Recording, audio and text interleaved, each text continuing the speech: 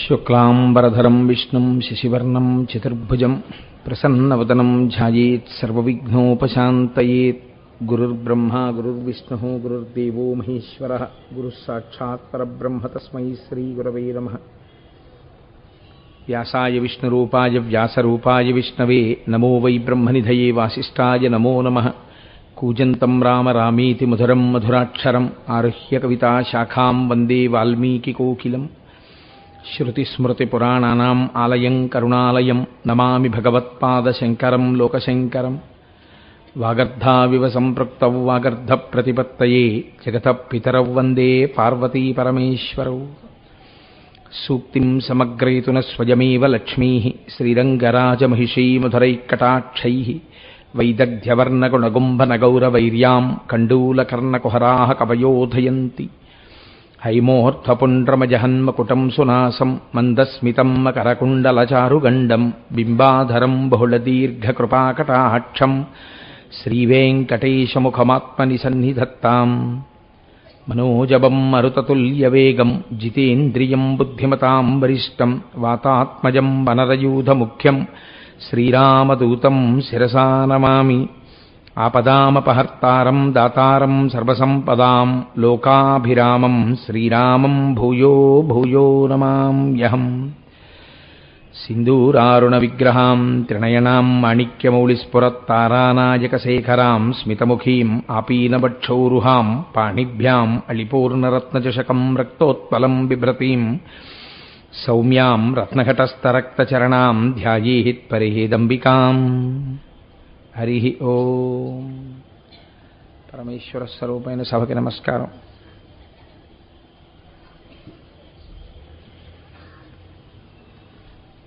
ప్రదోష వేళలో శివాష్టోత్తరంతో ప్రారంభం చేద్దాం. ధవళవపుషమిందోర్మండలే సన్నివిష్టం భుజగవలయహారం భస్మదిగ్ధాంగమీశం మృగయ పరశుపాణిం చారుచంద్రార్ధమౌళిం హృదయకమలమధ్యే సంతతం చింతయామి. శివో మహేశ్వర శంభుః పినాకీ శశిశేఖరః వామదేవో విరూపాక్షః కపర్దీ నీలలోహితః శంకరః శూలపాణిశ్చ ఖట్వాంగీ విష్ణువల్లభః సిపి విష్ణోంబికానాథः శ్రీకంఠో భక్తవత్సలः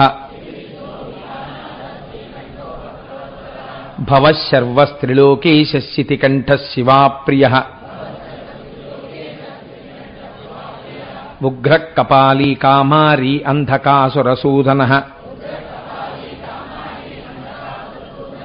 గంగాధరో లలాటాక్షః కాలకాలః కృపానిధిః భీమః పరశుహస్తశ్చ మృగపాణిర్జటాధరః కైలాసవాసీ కవచీ కఠోరస్త్రిపురాంతకః వృషాంకో వృషభారూఢో భస్మోద్ధూళిత విగ్రహః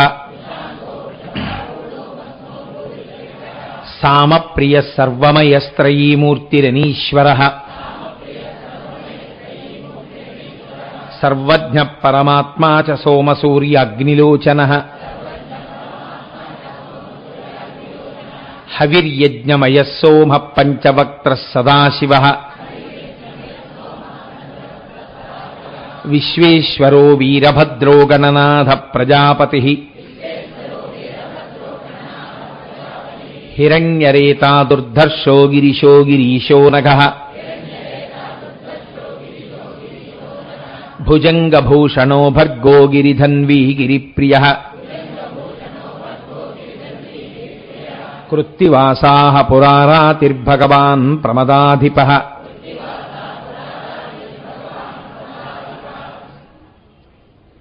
మృత్యుంజయః సూక్ష్మతనుర్జగద్వ్యాపీ జగద్గురుః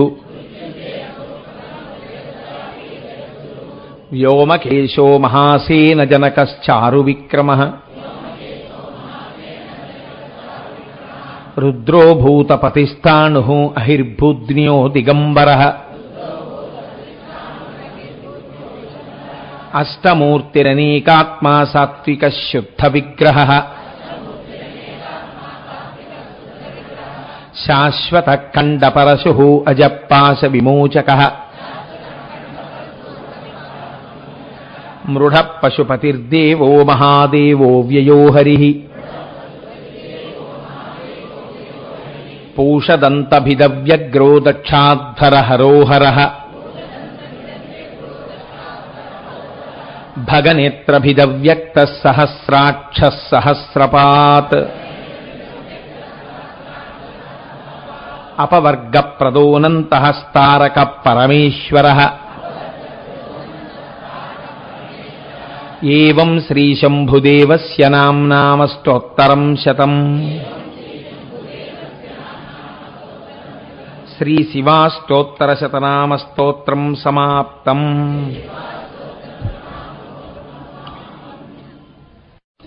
ఎల్లుండి మహాశివరాత్రి. జన్మానికొక్క శివరాత్రి అన్నది బహుశः ఆనైమిత్తిక తిథి గురించి మాత్రమే ఉంది సామెత. అంత మహోత్కృష్టమైనటువంటి రోజు. ఆ రోజు ఉపవసించాలి. ఉపవసించడము అంటే కేవలము ఆహారము లేకుండా ఉండడం కాదు, భగవంతుని యొక్క సమీపమునందు నివసించుట. అంటే మనస్సు భగవంతుడికి దగ్గరగా ఉండాలి. అలా భగవంతుడికి దగ్గరగా మనస్సుని ఉంచడానికి మనం ఏదో ఒక కార్యక్రమాన్ని చేస్తే ఇంద్రియముల ఆధారంగా మనస్సు ఈశ్వరుడి సమీపమునందు నిలబడుతుంది. కాబట్టి ఆ రోజు ఉదయం చంద్రమౌళీశ్వరారాధనగా చేస్తాం మనం. చంద్రమౌళీశ్వరారాధన అన్నప్పుడు పంచసామ్యములను ఉంటాయి. రేపటి రోజున మీకు నేను అసలు ఆ మహాశివరాత్రి ఎందుకు వచ్చింది, లింగోద్భవం అనగానేమి, ఆ లింగోద్భవం జరిగినప్పుడు ఆ జ్యోతిని చూసినప్పుడు కార్తీక పౌర్ణమి నాడు కానీ లింగోద్భవ సమయమునందు జ్యోతిని చూస్తూ కానీ ఏ శ్లోకం చెప్పాలని మనకి వాంగ్మయం చెప్తోంది. ఆ శ్లోకం చెప్పినప్పుడు ఏం జరుగుతుంది? నాకు తెలిసి ఈ ప్రక్రియ పూర్వం మనం చేయలేదు. మనం ఈ మహాశివరాత్రి నాడు అత్యద్భుతంగా ఆ కార్యక్రమాన్ని నిర్వహిద్దాం. ఆ రోజు హఠాత్తుగా రాత్రి 12 గంటలకి ఈ ప్రాంగణం అంతా చీకటైపోతుంది. ఎక్కడ వెలుగుతుంది అన్నది నేను చెప్పను, అదొక సస్పెన్స్. ఆ చీకట్లో మీ కంటిని జ్యోతి ఆకర్షిస్తుంది. ఎక్కడున్నా మీకు తెలిసిపోతుంది కదండి. ఆనాడు లింగోద్భవ సమయంలో ఒక జ్యోతి స్వరూపమైన స్తంభం ఎలా వెలిగిందో అలా ఒక జ్యోతి స్తంభము వెలుగుతుంది ఈ ప్రాంగణంలో. ఆ జ్యోతి స్తంభం వెలిగినప్పుడు మీరు మహాశివరాత్రి నాడు ఆవిర్భవించినటువంటి పరమశివ జ్యోతిర్లింగాన్ని దాంట్లో చూస్తారు. చాలా తేలికప్పుడు చూడడం. చిత్రం ఏమిటంటే దాన్ని ఒక ప్రత్యేక ప్రక్రియ ద్వారా చేస్తున్నాం కాబట్టి మీకు శుద్ధ స్ఫటికం అనినిభం అన్నట్టుగా శివుడు లోపల కనపడుతుంటాడు. మీరు జ్ఞాననేత్రంలో చూస్తే జ్వాలయందు అటువంటి ఏర్పాటు జరుగుతుంది. మీరు ఆ జ్యోతి వంక చూస్తూ ఏ శ్లోకం చెప్పాలో అప్పుడు రాత్రి 12 గంటలకి తటాలున ఎక్కడ ఉన్నా నేను ఇక్కడికి దూకి మీ అందరితో ఆ శ్లోకం చెప్పిస్తాను. అది చాలా తేలిక శ్లోకం. రేపు ఉపన్యాసంలో శ్లోకం గురించి చెప్తాను. అసలు మహాశివరాత్రి ఎందుకు చేస్తారో, ఎలా చేస్తారో, ఆ ఎందుకు ఆవిర్భవించిందో, లింగం అంటే ఏమిటో ఈ విషయాల్ని వివరణ చేస్తాను. ఇంకా అర్చనకి సంబంధించినంత వరకు పరమాద్భుతమైనటువంటి మూర్తి.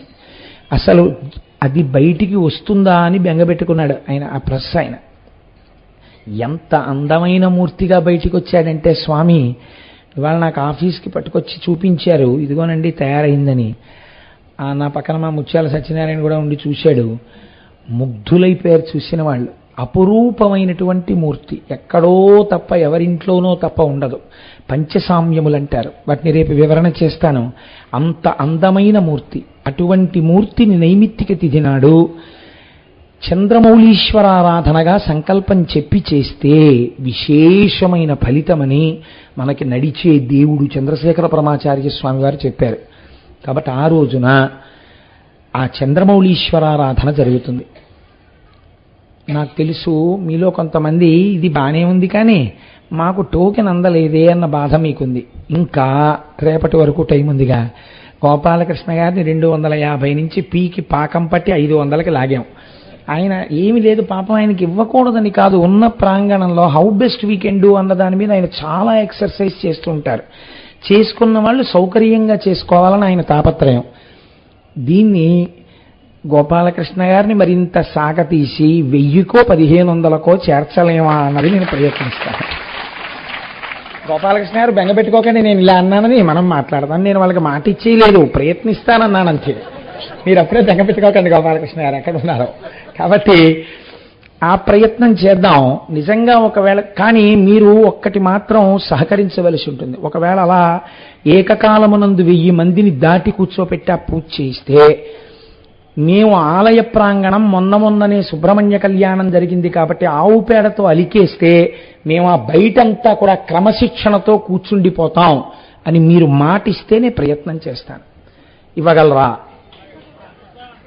కాబట్టి ఆ ప్రయత్నం మనం చేద్దాం. ఏకకాలమునందు ఇంతమంది ఒక దేవాలయంలో పూజ చేయడం అంటే అది ఎంత అదృష్టహేతు అండి, మాటలు కాదు కదా. చూద్దాం, ఏమో అంత గొప్ప కార్యక్రమాన్ని మనం చేయగలమా ఒకసారి పరిశీలన చేద్దాం. ఇది ఒక పెద్ద రికార్డ్ అయి కూర్చుంటుంది కాకినాడ చరిత్రలో. ఇంతమంది స్వచ్ఛంద క్రమశిక్షణతో అలా కూర్చోగలిగితే చూద్దాం. దాని గురించి మనం ఒక ప్రయత్నం చేద్దాం. మీరు కంగారు పడకండి, రేపటి రోజుకి మీకు అనౌన్స్మెంట్ జరుగుతుంది. ఎందుకంటే ఎల్లుండే మహాశివరాత్రి కనుక ఒకవేళ టోకెన్స్ ఇచ్చేటట్టుంటే రేపు ఉపన్యాసం అయిపోగానే ఇచ్చేస్తారు. ఏమండి? అది కనుక చూడండి. ఇప్పుడు నేను ఇంకా ప్రసంగంలోకి ప్రవేశిస్తాను, ఎందుకంటే మిగిలిన లింగోద్భవం అవి రేపు చెప్తాను. కాబట్టి ఇంక ఈ అనౌన్స్మెంటే చేస్తూ కూర్చుంటే ఆ ప్రవచనం అన్నది దెబ్బతింటుంది. హరి ఓం. మనం శివాలయానికి వెళ్ళినప్పుడు మనకి ఎదురుగుండా ముందు దర్శనమిచ్చేటటువంటి భగవన్మూర్తి నందికేశ్వరుడు. ఆ నందీశ్వర దర్శనం చేసి మనం అప్పుడు శివాలయంలోకి ప్రవేశించాలని శైవాగమం మాట్లాడుతోంది. ఈ నందీశ్వరుని యొక్క ఆవిర్భావం ఏమి? సాధారణంగా దిండి ముండి అని ఇద్దరు ఉంటారు శివాలయంలో అయితే. విష్ణువాలయంలో అయితే జయ విజయ అని ఇద్దరు ఉంటారు. వీరు ద్వారపాలకులు. స్వామివారి యొక్క రాజద్వారానికి అటు ఇటు ఉండి కాపు కాస్తూ ఉంటారు. అంతవరకు బాగుంది. విష్ణువాలయంలో అయితే గరుడాళ్వారు ఉంటారు, వారిని సేవిస్తారు, వారికి నమస్కరిస్తారు. కానీ గరుడాళ్వార్ అలా శ్రీ మహావిష్ణువుకి ఎదురుగుండానే ఉండాలని కానీ, లేకపోతే గరుడాళ్వారు ఎదురుగుండా లేనటువంటి విష్ణువాలయం ఉండకూడదని కానీ విష్ణు ఆగమంలో ఉన్నట్లుగా మనకు అనిపించదు. ఎందుచేతనంటే మనం అనేక వెంకటేశ్వర స్వామి వారి దేవాలయాలు చూస్తుంటాం, ధ్వజస్తంభంలోనే కింద గరుడు ఉంటుంటాడు. అంత మాత్రం చేత ఒక్కొక్కసారి ఆళ్వారులలో పక్కనున్న దేవాలయాలు ఉన్నాయి. కానీ శివాలయం అనేటప్పటికీ శివలింగం ఎంత ముఖ్యమో నందీశ్వరుడు అంత ముఖ్యం. ఇది ఎందుకు జరిగింది, ఎలా జరిగింది? అలా ఒక వృషభ రూపమై ఈశ్వరుడు నన్ను క్షమించుగాక ఒక పశువు శివుడి ముందు కూర్చునేటటువంటి అధికారమును ఎలా పొందినది? ఇది కేవలం అలా పడుకోవడం కాదండి. ఒక ఎద్దు మీరు శివాలయం తాలూకా మెట్టు దాటి లోపలికి వెళ్ళగానే ముందు కనపడేది ధ్వజస్తంభం, దాని తర్వాత కనపడేది నందీశ్వరుడు. ఆ నందీశ్వరుడు అసలు ఎలా ఎందుకుంటాడో అన్న విషయం మీకు అర్థమైతే జీవితంలో మీరు 100 మెట్లు ఒక్కరోజు ఎక్కేసినట్టు. అన్ని కొత్త విషయాలు మీకు తెలుస్తాయి. కాదు, అది విన్నంత మాత్రం చేత కొన్ని గొప్ప ఫలితములు కలుగుతాయి. ఇప్పుడు మీరు అవధరించండి, ఒకానొక సమయంలో శిలాదుడు అనబడేటటువంటి ఒక మహర్షి, ఆయనకి ఒక చిత్రమైన కోరిక కలిగింది. మనకి కోరికలు కలుగుతుంటాయి. చిత్రము అన్న మాట ఎందుకు వస్తుంది అంటే, చూడండి, ఎప్పుడు అసలు ఒక ఉపవాసం ఉండడం కానీ, ఒక భగవదారాధన చెయ్యడం కానీ, లేకపోతే భగవత్ సంబంధమైన విషయంలో పాల్గొనడం కానీ తెలియనటువంటి వ్యక్తికి చాలా భగవత్ సంబంధంలో మగ్నమై ఉండే వ్యక్తి కనపడ్డాడు అనుకోండి, ఆశ్చర్యంగా ఉంటుంది. ఏమిటండి ఆయన అలా ఉంటాడు, మరి అంత భక్తి ఏమిటండి అంటాడు. తన దగ్గర లేనిది వేరొకరి దగ్గర ఉంటే చిత్రంగా అనిపిస్తుంది. కానీ భగవంతుని యందు పూనిక కలిగినటువంటి వారు సాత్వికమైన భక్తి చేత ఈశ్వరుణ్ణి కిందకి దింపి తీసుకొచ్చి ఆయన యొక్క అనుగ్రహాన్ని మన మీద వర్షింపచేశారు. అలాంటి వాళ్ళల్లో ప్రాతస్మరణీయుడు శిలాదుడు ఒకడు. ఆయన తన గురించి తాను కోరుకున్నది లేదు, తన గురించి తాను ఆలోచించింది లేదు. ఆయన ఇంద్రుడి గురించి గొప్ప తపస్సు చేశాడు. తపస్సు చేస్తే దేవేంద్రుడు ప్రత్యక్షం అయ్యాడు. నీకేం కావాలని అడిగాడు. అడిగితే ఆయన అన్నాడు, సాధారణంగా ఎవరైనా ఏం అడగాలి, నాకు కొడుకు కావాలని అడుగుతాడు. ఆయన అన్నాడు, అయోని సంభవుడైన కుమారుడు, చిరంజీవి అయిన కుమారుడు, పరమభక్తుడైన కుమారుడు నాకు కావాలన్నాడు. మీరు అసలు ఆ చిత్రం చూడండి, నాకు కొడుకు కావాలంటాడు ఎవడైనా. ఆయన అన్నాడు అయోని సంభవుడై ఉండాలన్నాడు. అంటే తన కొడుక అంటే తన కొడుకు కాడు, అయోని సంభవుడు కదా, కాబట్టి తన భార్య ఎందు జన్మించే అవకాశం ఉండదు. అది ఎంత త్యాగం అండి నిజంగా. అసలు ఆ భార్య ఒప్పుకోవద్దు. ఇంత తపస్సు చేసి తమకి కుమారుడు కావాలని అడగలేదు, ఒక అయోని సంభవుడు కావాలి. అలాంటి వాళ్ళండి లోకానికి యుగ యుగముల వరకు వెలుతురు ప్రసరింపచేశారు. వాళ్ళు ప్రాతస్మరణీయులు, వాళ్ళు నమస్కారము చేయబడడానికి యోగ్యులు. అందుకే వాళ్ళని తలుచుకుంటే పాపాలు పోతాయి. అటువంటి అయోని సంభవుడు పరమభక్తుడై ఉండాలి, ఆయన చిరంజీవి అయి ఉండాలి. కొంతకాలం ఉండి కొంతకాలానికి వెళ్ళిపోవడం కుదరదు. అటువంటి కుమారుడు నాకు కలుగుగాక అని అడిగాడు.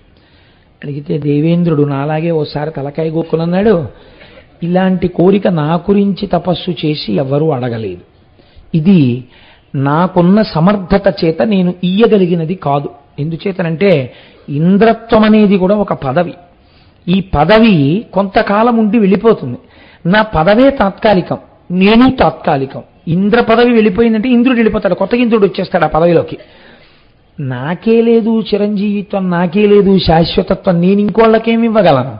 తాను వెలిగే దీపం అయితే కదా ఇంకో దీపాన్ని వెలిగించగలదు.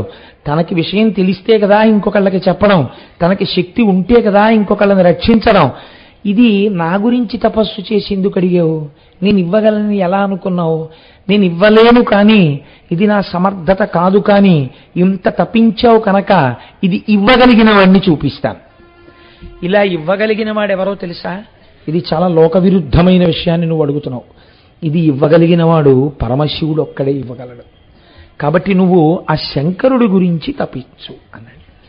చిత్రం ఏంటంటే, పోన్లేండి ఇంకా అంత దూరం అయితే మళ్ళీ శివుడి గురించి తపస్సు చేసి ఇవన్నీ జరిగే పనిలో జరగని పనిలో పోయి మీరేమి ఇవ్వగలరని అడగాలి కదండి. మనమైతే అలా అడుగుతాం, ఆయన అలా అనలేదు, అలాగే అన్నాడు. ఈ పూనికండే, ఈ ధృతి, ఈ పట్టుదల, ఈ శక్తి లోకంలో అద్భుతాలు సృష్టించింది.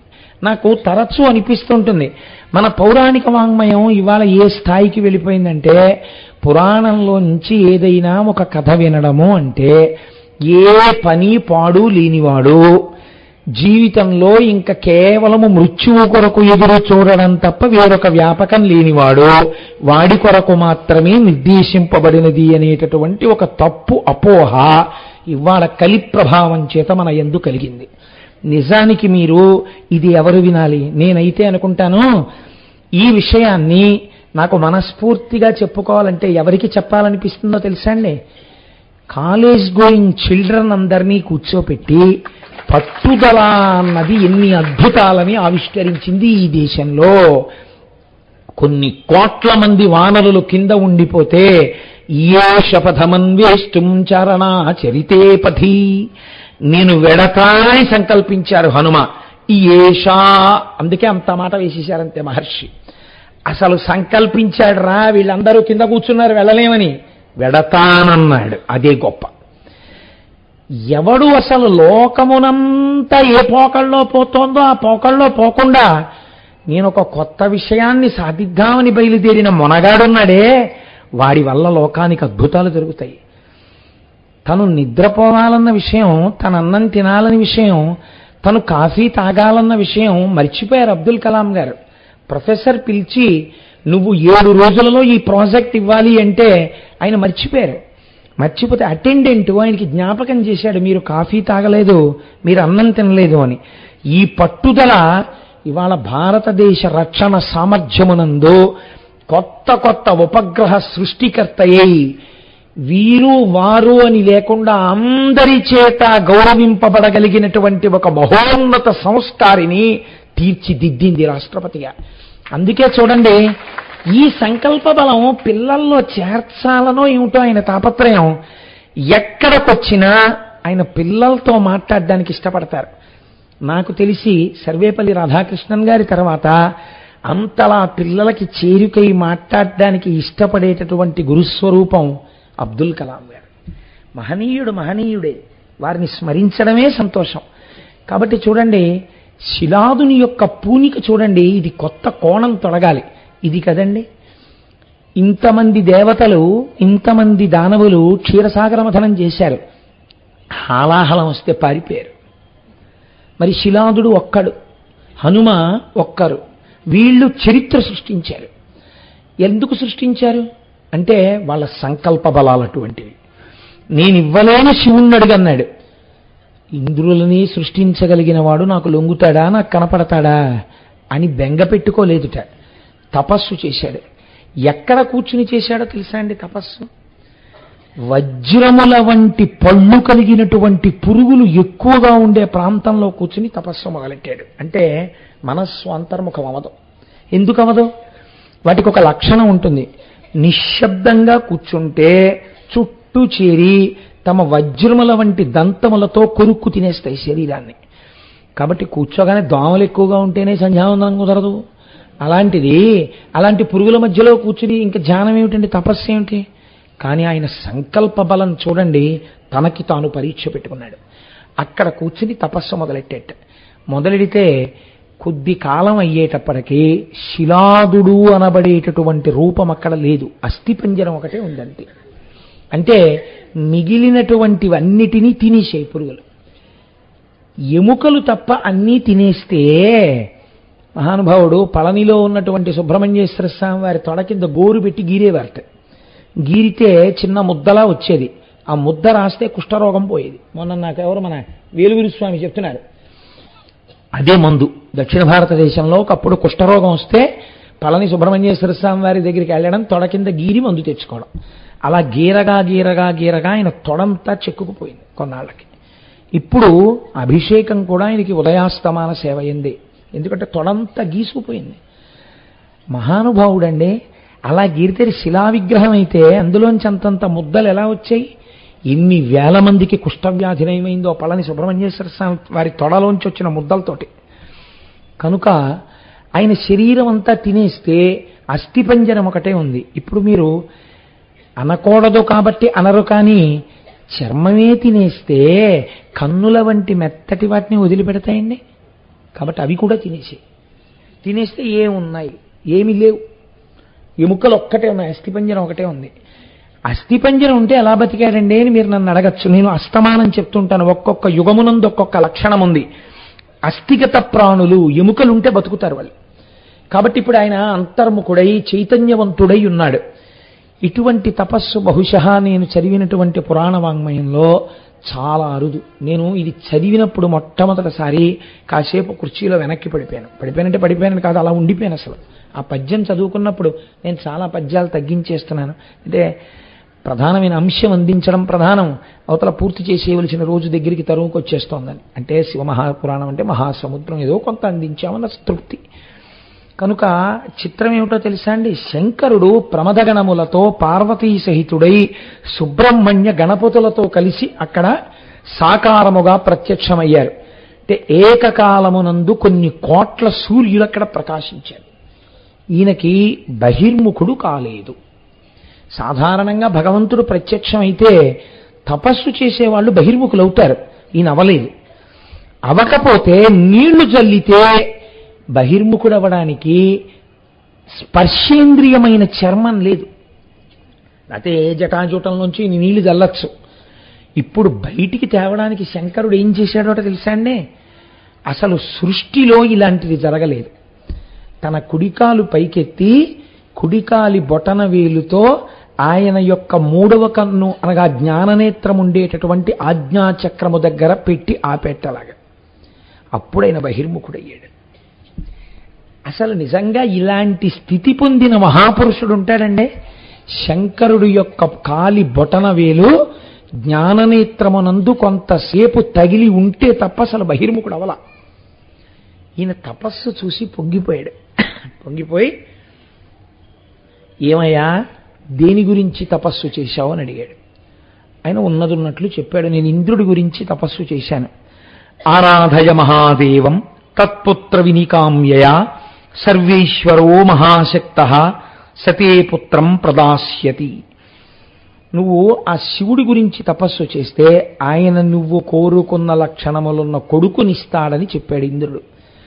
అటువంటి కొడుకు కోసం తపస్సు చేశాను అన్నాడు. ఇప్పుడైతే నీకు ఎటువంటి కొడుకు కావాలని అడిగాడు ఆయన. ఇప్పుడు శంకరుడిని చూడగానే ఆయన ఆనందంలో ఒక్క మాట కలిసిపోయింది. ఏంటది? నీలాంటి కొడుకు, అయోనిజుడు, పరమభక్తుడు నాకు కొడుకుగా కావాలన్నాడు.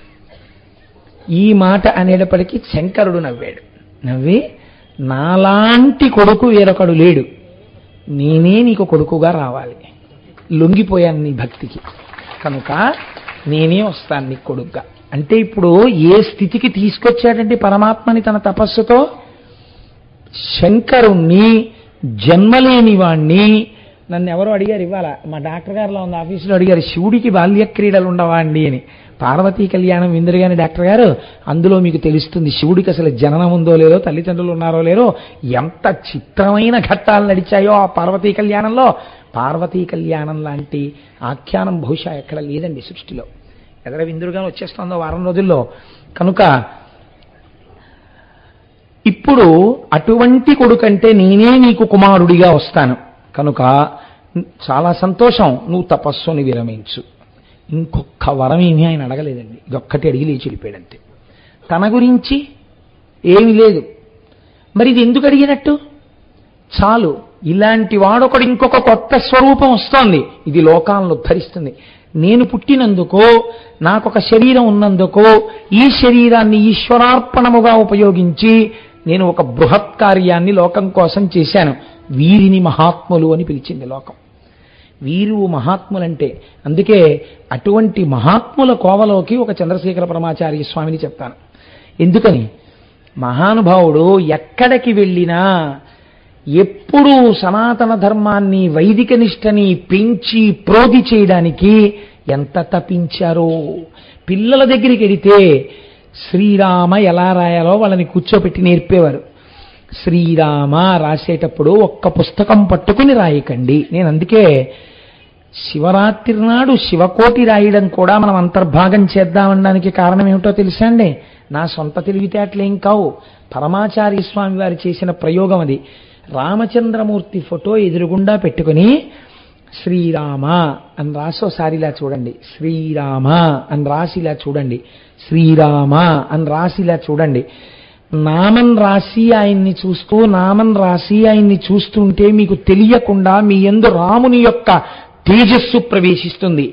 ఇందులో కొంతమంది రామచంద్రమూర్తులైతే ఈ దేశంలో ఆర్షధర్మం నిలబడుతుంది.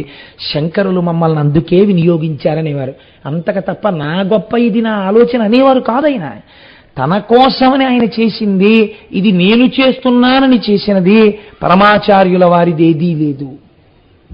అంటే మహాపురుషుడండి చంద్రశేఖర పరమాచార్య అంటే, ప్రాతస్మరణీయుడు. ఆయన పేరు తలుచుకుంటే పాపాలు పోతాయి. కనుక పరమశివ సుతుని అయోజు సురుచిర నవినాశు నీకు జోకగువానిన్ పరమకృప నిమ్ము మురిషద వరమిది ఏ సర్వలోక వంద్యపదాబ్జ. అన్ని లోకముల చేత నమస్కరించేటటువంటి పాదపద్మములు కలిగినటువంటి ఓ శంకరా, నీ వంటి కుమారుడను నాకియ్యి. ఎటువంటి వాడు? సురుచిర అవినాశు, నాశనము లేనటువంటి వాణ్ణి నాకు కటాక్షించు. నీకు జోకగువాని, నీతో సమానమైన వాణ్ణి నాకు కొడుకుగా అయ్యి. అలాగేను అన్నాడు స్వామి. కొంతకాలం అయిపోయింది, ఈయన ఇంటికి వెళ్ళిపోయాడు. వెళ్ళిపోయి ఒకానొక నాడు పరమశివ సంబంధమైనటువంటి ఒక యజ్ఞ కార్యాన్ని నిర్వహించడం కోసమని భూమిని దున్ని యజ్ఞశాల నిర్మాణం చేసి అగ్నిహోత్రాన్ని వ్రేల్చడం కోసమని కొన్ని గుండములను ఏర్పాటు చేసి ఆ యజ్ఞాన్ని నిర్వహణ చేస్తున్నాడు. నిర్వహణ చేస్తూ ఉండగా ఆ యజ్ఞవాటి యందున్నటువంటి అగ్నిగుండంలోంచి ఒక మూర్తి ఆవిర్భవించారు. ఈయన తరుణేందు కిరీటముతో, సురుచిర భస్మానులిప్త శుభ్రతనువుతో, వరభుజ చతుష్టయముతో, హరువుగ బాలకుడు పొడమె హరునంశముతో. వచ్చినటువంటి వాడు ఎటువంటి వాడు? ఇలా పైకొస్తుంటే ముందు తల మీద ఏం కనపడిందిట? తరుణేందు కిరీటముతో, చంద్రరేఖతో కూడినటువంటి కిరీటం ఉన్నవాడు. ఇది ఒక్క పార్వతీ పరమేశ్వరులే ధరిస్తారు. కళాభ్యాం చూడాలంకృత శశికళాభ్యాం అంటారు శంకరాచార్యుల వారు. అటువంటి చంద్రరేఖతో కూడుకున్నటువంటి కిరీటమును ధరించినటువంటి వాడు, సురుచిర భస్మానులిప్త శుభ్రతనువుతో ఏ విధమైనటువంటి మలినము లేకుండా ప్రకాశించిపోతున్నటువంటి తెల్లనైన శరీరము మీద అలదినటువంటి భస్మతో కూడినటువంటి శరీరమున్నవాడు, వరభుజ చతుష్టయముతో 4 భుజములు కలిగినటువంటి వాడు, హరువుగ బాలకుడు పొడమే హరునంశముతో పరమశివుని యొక్క అంశ చేత అట్లాంటి పిల్లాడే బాలశివుడా అన్నట్టుగా ఆవిర్భవించాడు. చిన్ని శివుడేమో అన్నట్టుగా ఆయన్ని చూడగానే పొంగిపోయాట. ఎవరు? శిలాదుడు. దేనికి పొంగిపోయాడు? నేను లోకములు కన్న తండ్రిని చూశాను, ఎవరూ చూడలేని మూర్తిని చూశాను, పార్వతీ సహితుణ్ణి. ఆయనే నేను నీకు కొడుకుగా వస్తానన్నాడు. నీకు జోబగు పుత్రుని అన్నందుకు ఆయనే చిన్ని శివుడిగా వచ్చాడు. ఆ శివుడే ఇప్పుడు చిన్ని శివుడు.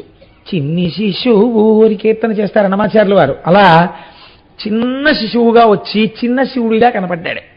కనపడితే ఆ చూడగానే శంకరుడి యొక్క అనుగ్రహాన్ని దర్శించట శిలాదుడు. దర్శించి ఆ పిల్లవాణ్ణి చూడగానే ఎక్కడ లేని ఆనందము పైకి పొంగి పొరలింది కాబట్టి నంది అని పిలిచాట.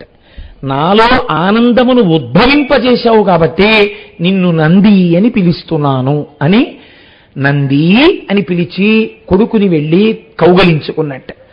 కౌగలించుకొని సంతోషపడి నందమొసగిన వాడౌట నంది అనుచు నామకరణంబునర్చి నానా విదార్థ సంచయము నిమ్మిమై నర్ధి జనులకిచ్చి తెనియ చేసి ముదంబునదనరుచుండే.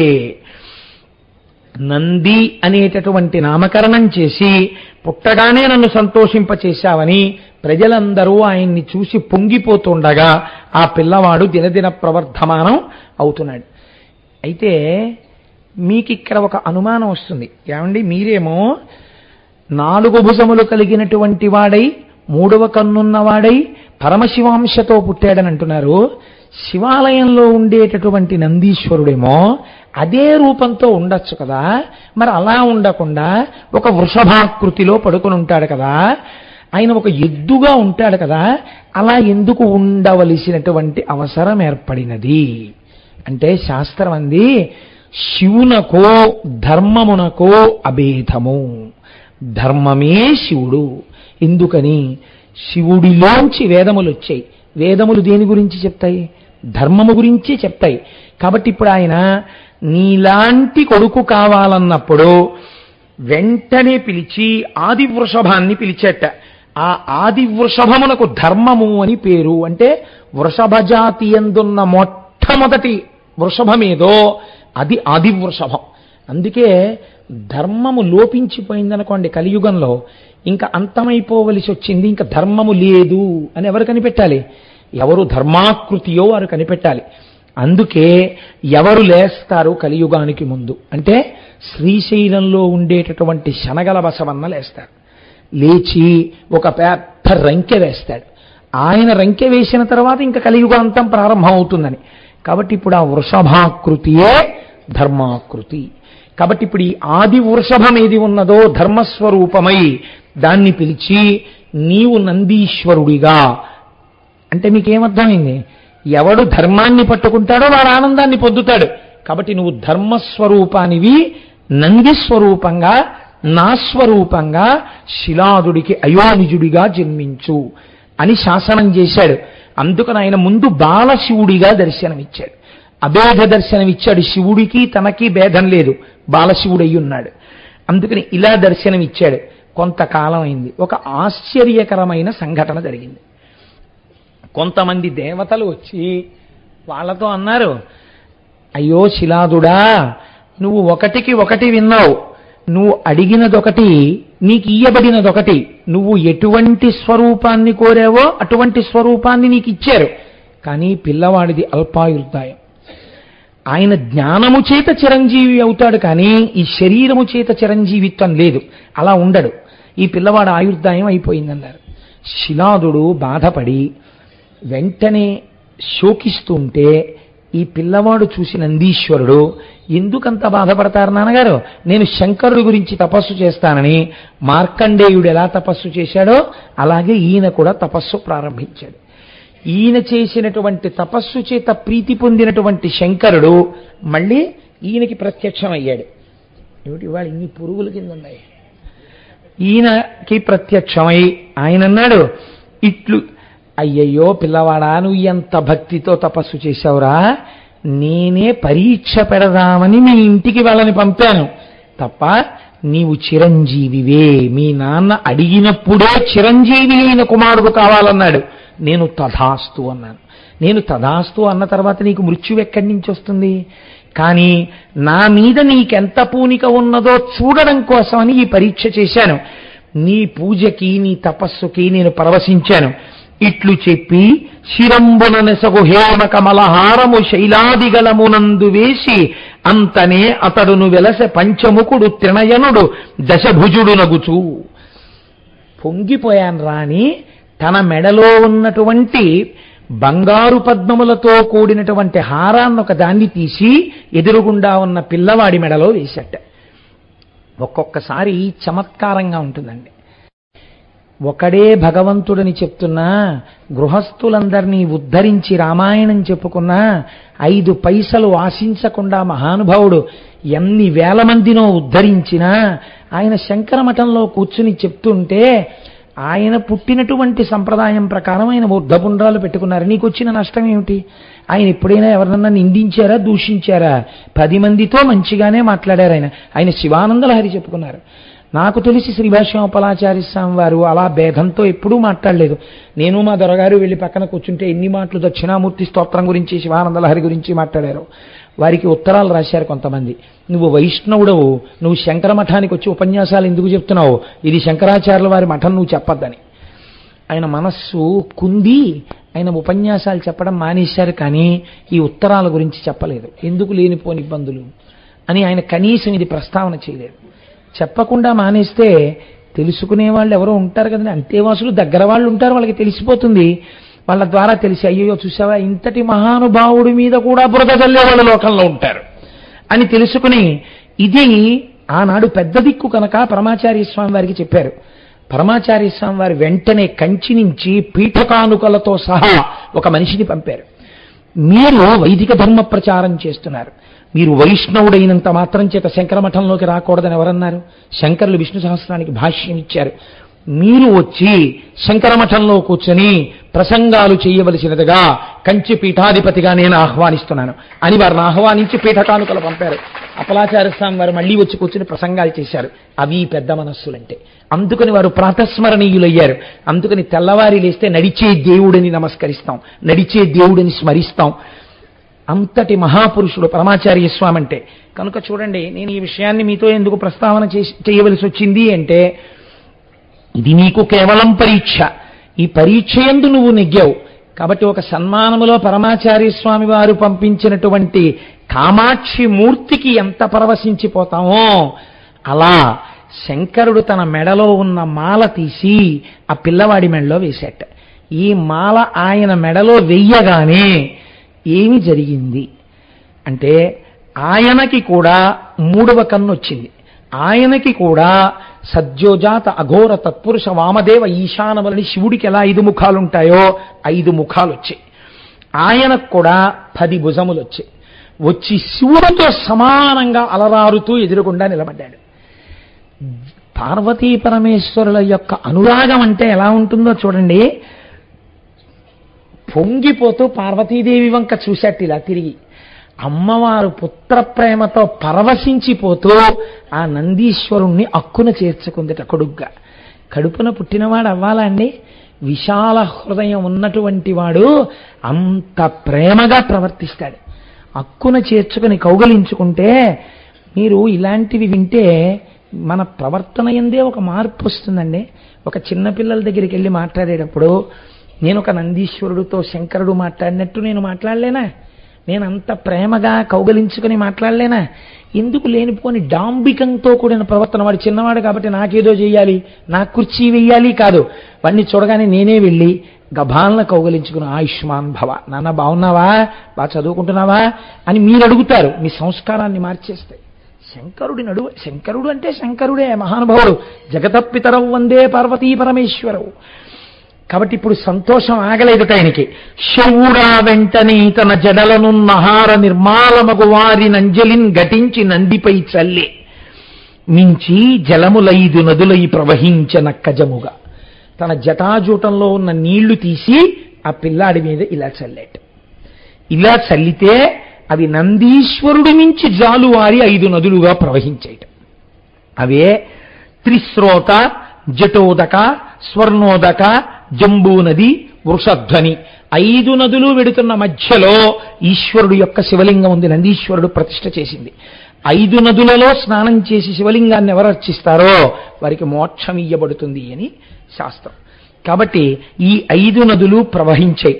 ప్రవహించిన తరువాత పార్వతీదేవే కదండి, ఏమండి వాడికి నీళ్లు జల్లారు బాగుంది, వాడికి మీ మెళ్ళో మాల వేశారు బాగుంది, మీ వంటి వాణ్ణి చేశారు బాగుంది, కానీ ఇంత చేసిన తర్వాత మీరేమో అంతటి చేత పూజనీయులా, మరి వాడికేం అధికారం ఉంది, వాణ్ణి ఏదో మంచి పనిలో పెట్టండి అంది.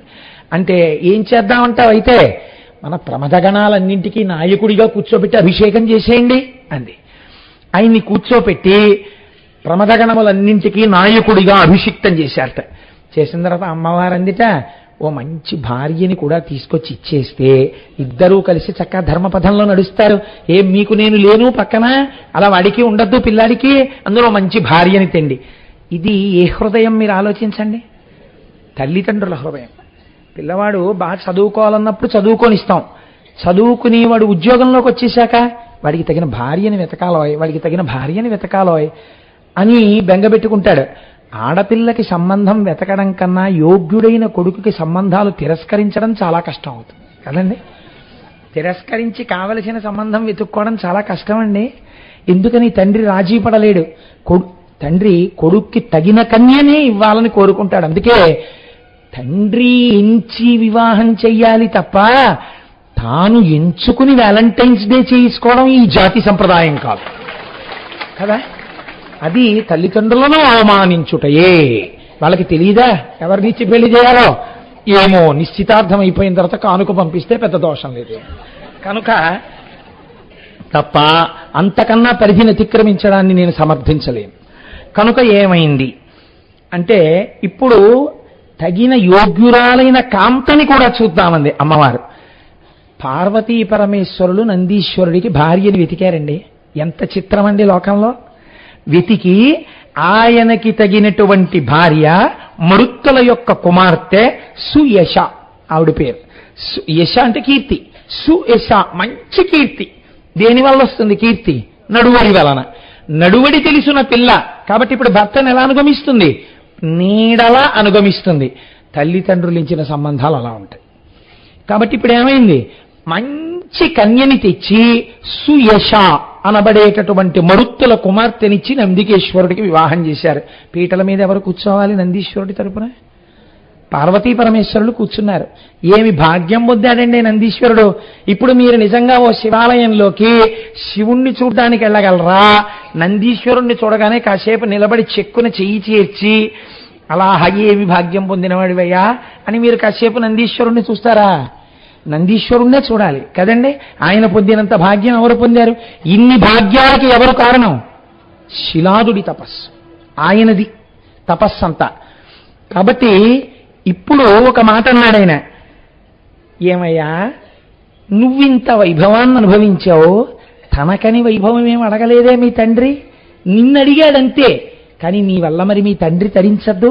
ఆయన తరించిపోవడానికి నీ తండ్రిని ఎటువంటి స్థితి ఇస్తున్నానో తెలుసా? నీదు తండ్రియు తాతయు నాదు గుణములందు ప్రాముఖ్యము చెందియుందురికను నేనెచట నుండు నీవందు నిలువు, నీవు ఎచట నివసించిన నేనందు నెగడియుందు. నీ తండ్రిని నీ తాతని కూడా సమున్నతమైన అధికారము కలిగినటువంటి ప్రమదగణముల యొక్క స్థితిలోకి తీసుకొస్తున్నాను. వాళ్ళు కూడా నన్ను సేవిస్తూ ఉంటారు. ఒక మంచి కోరిక కోరుకున్నవాడు, ఒక మంచి చెయ్యాలనుకున్నవాడు తన ప్రయత్నం లేకుండానే ఏ స్వార్థం లేకుండా ప్రవర్తించిన వాడికి కావలసిన కోరికే ఈశ్వరుడు చూస్తాడు. వాడి గురించి చూసుకోక్కర్లేదు, వాడి గురించి ఈశ్వరుడు చూస్తుంటాడు. యోగక్షేమం వహామ్యహం. కాబట్టి ఇప్పుడు శిలాదుడు ఎక్కడికి వెళ్ళిపోయాడు? ప్రమథగణములలో ఒకడుగా చేరిపోయాడు. ఇప్పుడు ఈ ప్రమథగణములకు నాయకుడు ఎవరు? తన కొడుకు నందీశ్వరుడే. ఒక తండ్రికి ఇంతకన్నా గొప్ప పదవి ఏముంటుందండి? తండ్రి గారు అదే ఆఫీసులో 30 ఏళ్ళు పనిచేసి ఏదో చిన్న ఆఫీసర్ అయ్యాడు. ఆయన కొడుకే, ఆయన కడుపున పుట్టినవాడే ఐఏఎస్ చదివి ఆ మొత్తం ఆర్గనైజేషన్ అంతటికి ఒక రాష్ట్రానికి అధికారిగా వచ్చాడు. ఇప్పుడు ఆ పిల్లవాడు ఇన్స్పెక్షన్కి వస్తున్నాడు. ఈయన కూడా చిన్న అధికారి.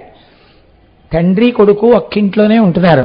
నాన్నగారండి రేపు నేను ఇన్స్పెక్షన్కి వస్తున్నాను, కానీ మీరు మాత్రం లేచి నిలబడ్డం అవి ఏం చేయకండే, మీరు నమస్కారం పెట్టడం అవి చేయకండే అని ముందే కొడుకు తండ్రికి చెప్పుకుంటాడు కదండి. అయినా ఇప్పుడు ఆ కొడుకు ఇన్స్పెక్షన్కి వస్తుంటే కారు వచ్చేసి కారు దిగిపోయి స్టేట్ లెవెల్ ఆఫీసర్ ఆయన, ఇక్కడ ఉన్న ఆఫీసర్ గారు కూడా లేచి నిలబడి ఎదురొస్తే గబగబా ఆయన మెట్లెక్కి ఆఫీసులోకి వచ్చి ఇన్స్పెక్షన్కి లోపలికి వెళ్ళి ఒక్కొక్కరిని పిలుస్తూ ఆఫీస్ చూడడానికి బయటికి వస్తుంటే ఇన్నాళ్ళు తనతో మాట్లాడిన వాళ్ళు ఆయన్ని తనని చూస్తుంటే ఆ కొడుకు ఆ తండ్రి భావాలు ఎలా ఉంటాయండి? ఎంత ఆనందాన్ని పొందుతాడు. అబ్బా నా జన్మ ధన్యం, నా కొడుకు ఇంత అధికారి. అందరి దగ్గరికి వెళ్ళి పరిచయం చేసుకుంటూ ఆ కొడుకు ఒక్కొక్కరు ఆయనకి షేక్ హ్యాండ్ ఇచ్చి నమస్కారం పెట్టి, సార్ నా పేరు ఇది, నేను ఇది చూస్తుంటాను సార్ అంటుంటే అలా తండ్రి దాకా వెళ్ళి ఈ పిల్లవాడే తండ్రికి నమస్కారం చేసి ఏమీ అడగకుండా పక్క నుంచి వెళ్ళిపోయాడు అనుకోండి. అబ్బా ఏమి కొడుకుని కన్నావయ్యా, ఆయన వెళ్ళిపోగానే వచ్చి కౌగులించేసుకోరు ఈ తండ్రిని. నందీశ్వర శిలాదులు ఆ స్థితిని పొందారండి లోకంలో. ఆయన ప్రమథగణాల్లో ఒకడు, నందీశ్వరుడు ప్రమథగణాలకి అధిపతి. ఇద్దరు శంకర కింకరు. ఇది వాళ్ళ యొక్క గొప్పతనం. మీరు సృష్టిలో చూశారా ఇంత చిత్రం? ఇది నందికేశ్వరుడు యొక్క చరిత్ర. కనుక ఇప్పుడు ఇంకొక వరం ఇచ్చేవాడు నందీశ్వరుడితో, ఎప్పుడైనా ఎక్కడైనా నువ్వు వెళ్ళి ఉంటే నేను అక్కడికి వచ్చేసి ఉంటాను. కాబట్టి నందీశ్వరుడు ఉంటే ఎవరుంటారు? శివుడు ఉంటాడు. నేనెక్కడైనా ఉంటే నువ్వు ఉంటావు. నేను శివుడిగా ఎక్కడైనా శివాలయం కట్టారో లింగ ప్రతిష్ఠ చేసి విడిచిపెడితే అది శివాలయం కాదు, నా ఎదురుగుండా నువ్వు ఉండాలి. కాబట్టి నువ్వు ఎచ్చట ఉంటావో అక్కడ నేను ఉంటాను, నువ్వు ఎక్కడుంటావో అక్కడికి నేను వచ్చేస్తాను. అంటే ఇప్పుడు నిజంగా ఎంత స్థితిని ఇది శిలాదుడు అడిగింది. గొప్ప భక్తి తత్పరుడు కావాలి నా కొడుకని అడిగాడు. ఆ పుట్టినవాడి భక్తికి ఈశ్వరుడు వశుడైపోయాడు. వశుడైపోయి ఈ వరం ఇచ్చాడు.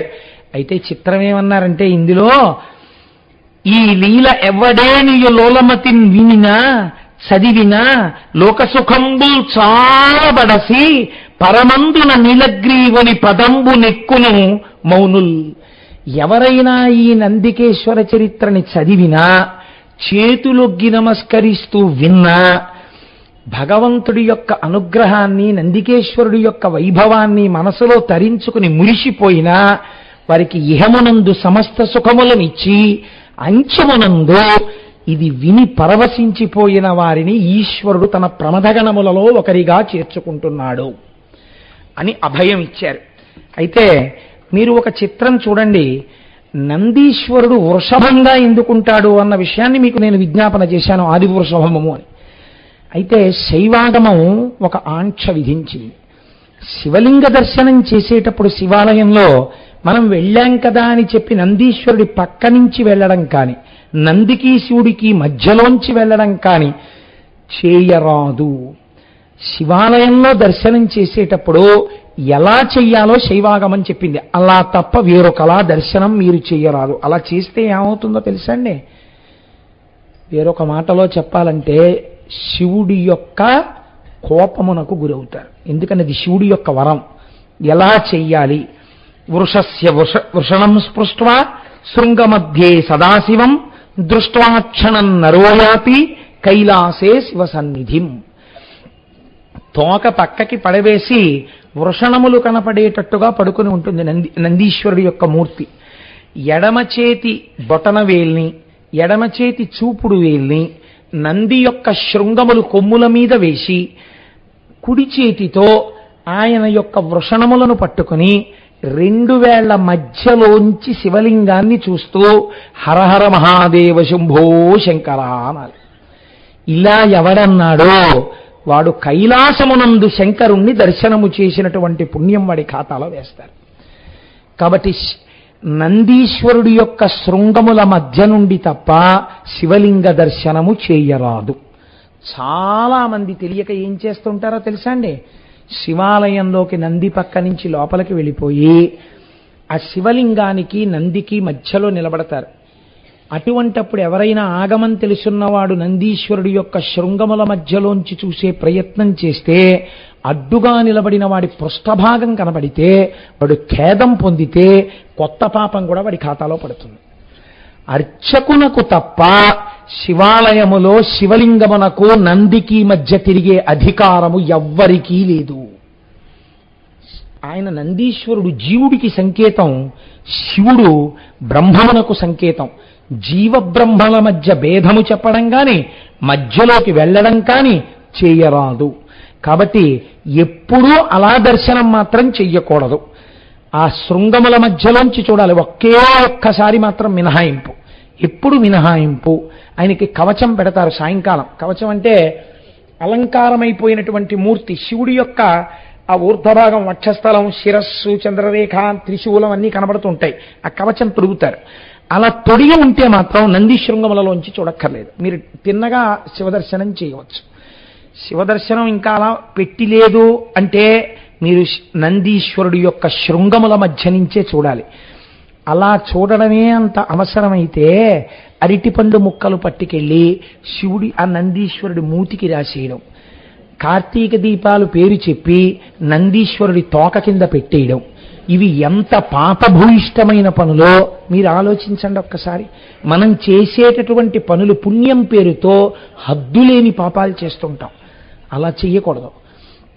మీరు ఇంకొకటి, ఎప్పుడైనా శివాలయం లోపలికి వెళ్ళి పూజ చేసుకోవాలనుకుంటే, మీరు శివాలయంలో ఏదైనా పూజకి ఇస్తున్నారనుకోండి, లోపలికి తిన్నగా వెళ్ళరాదు. శైవాగమం ఆంక్ష పెట్టింది. మీరు నందీశ్వరుడి శృంగములలోంచి శివలింగ దర్శనం చేసిన తర్వాత ఆగి నందీశ్వరుడికి నమస్కరించి ఒక మాట చెప్పాలి.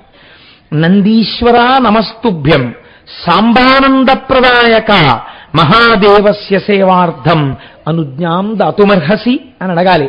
అయ్యా ఎవరు నువ్వు? నందీశ్వరా నమస్తుభ్యం, ఓ నందీశ్వరుడా నీకు నమస్కారం.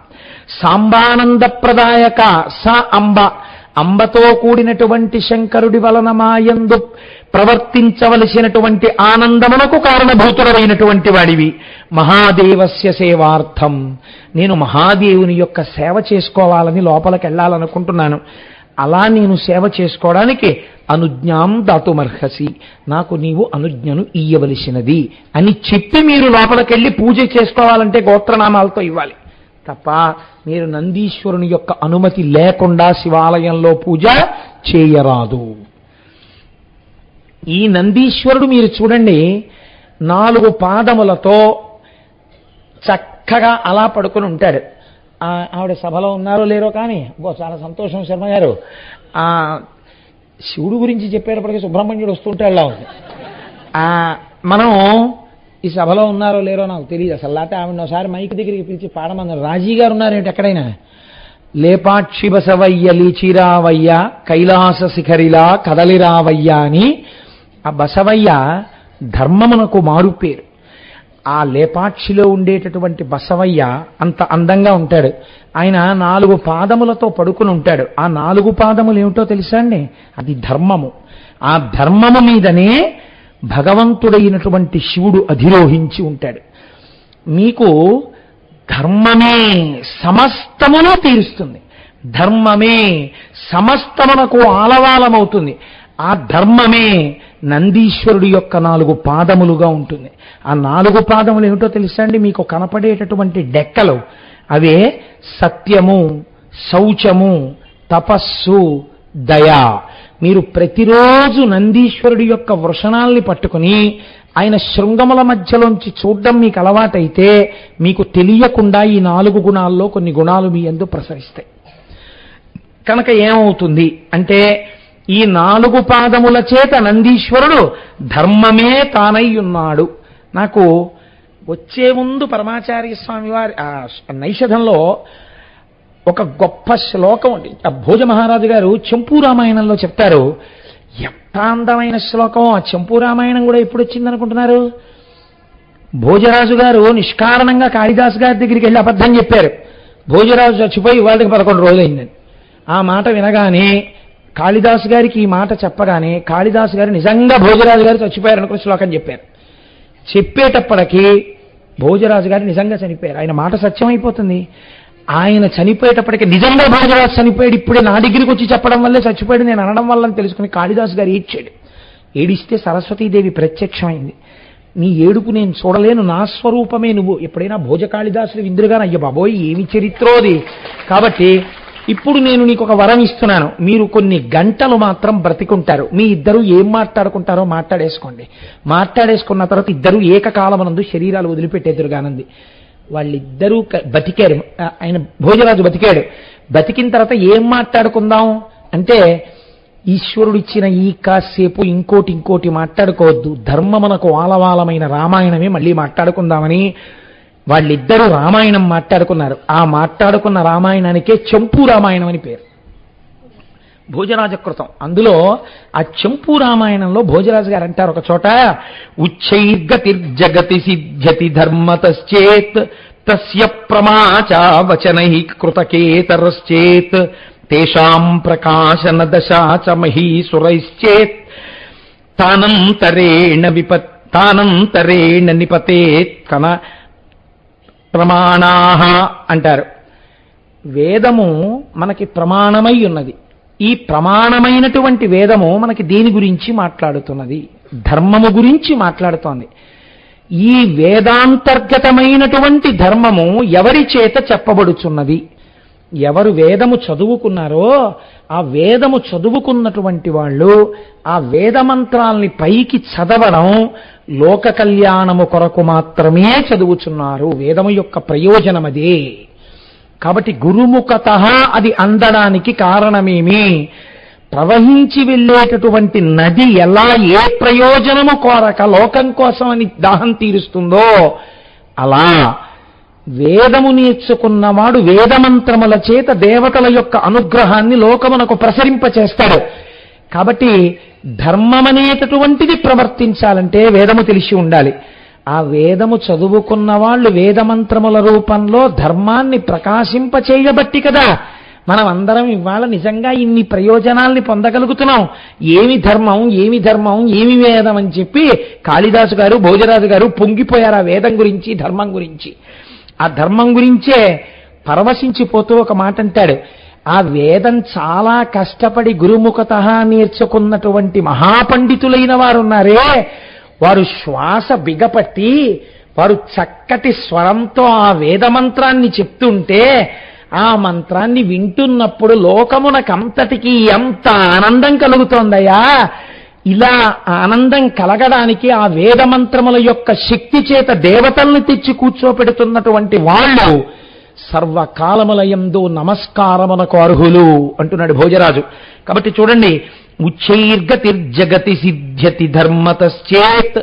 లోకమంతా ఉన్నతిని పొందాలంటే ఏది పొందాలి? వేరొక మార్గం లేదు, ధర్మాన్ని మాత్రమే పట్టుకుని ఉండాలి. అటువంటి ధర్మం తస్య ప్రమాచ వచనై కృతకేతరశ్చేత్. ఆ ధర్మం ఎక్కడ దొరుకుతుంది? వేదములో చెప్పబడింది. తేషాం ప్రకాశన దశా చ మహీసురైశ్చేత్. ఇప్పుడు ఈ ధర్మము దేని వలన ప్రకాశిస్తోంది?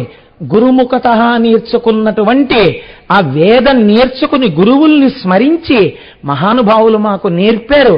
వాళ్ళ శ్వాస అంటే ప్రాణం. వాళ్ళు ఊపిరి బిగబట్టి ఎన్ని మాటలో స్వరంతో చెప్తే నీకు అందింది. కాబట్టి నువ్వు గురు ప్రాణములను నీ విద్యగా మార్చుకున్నావు.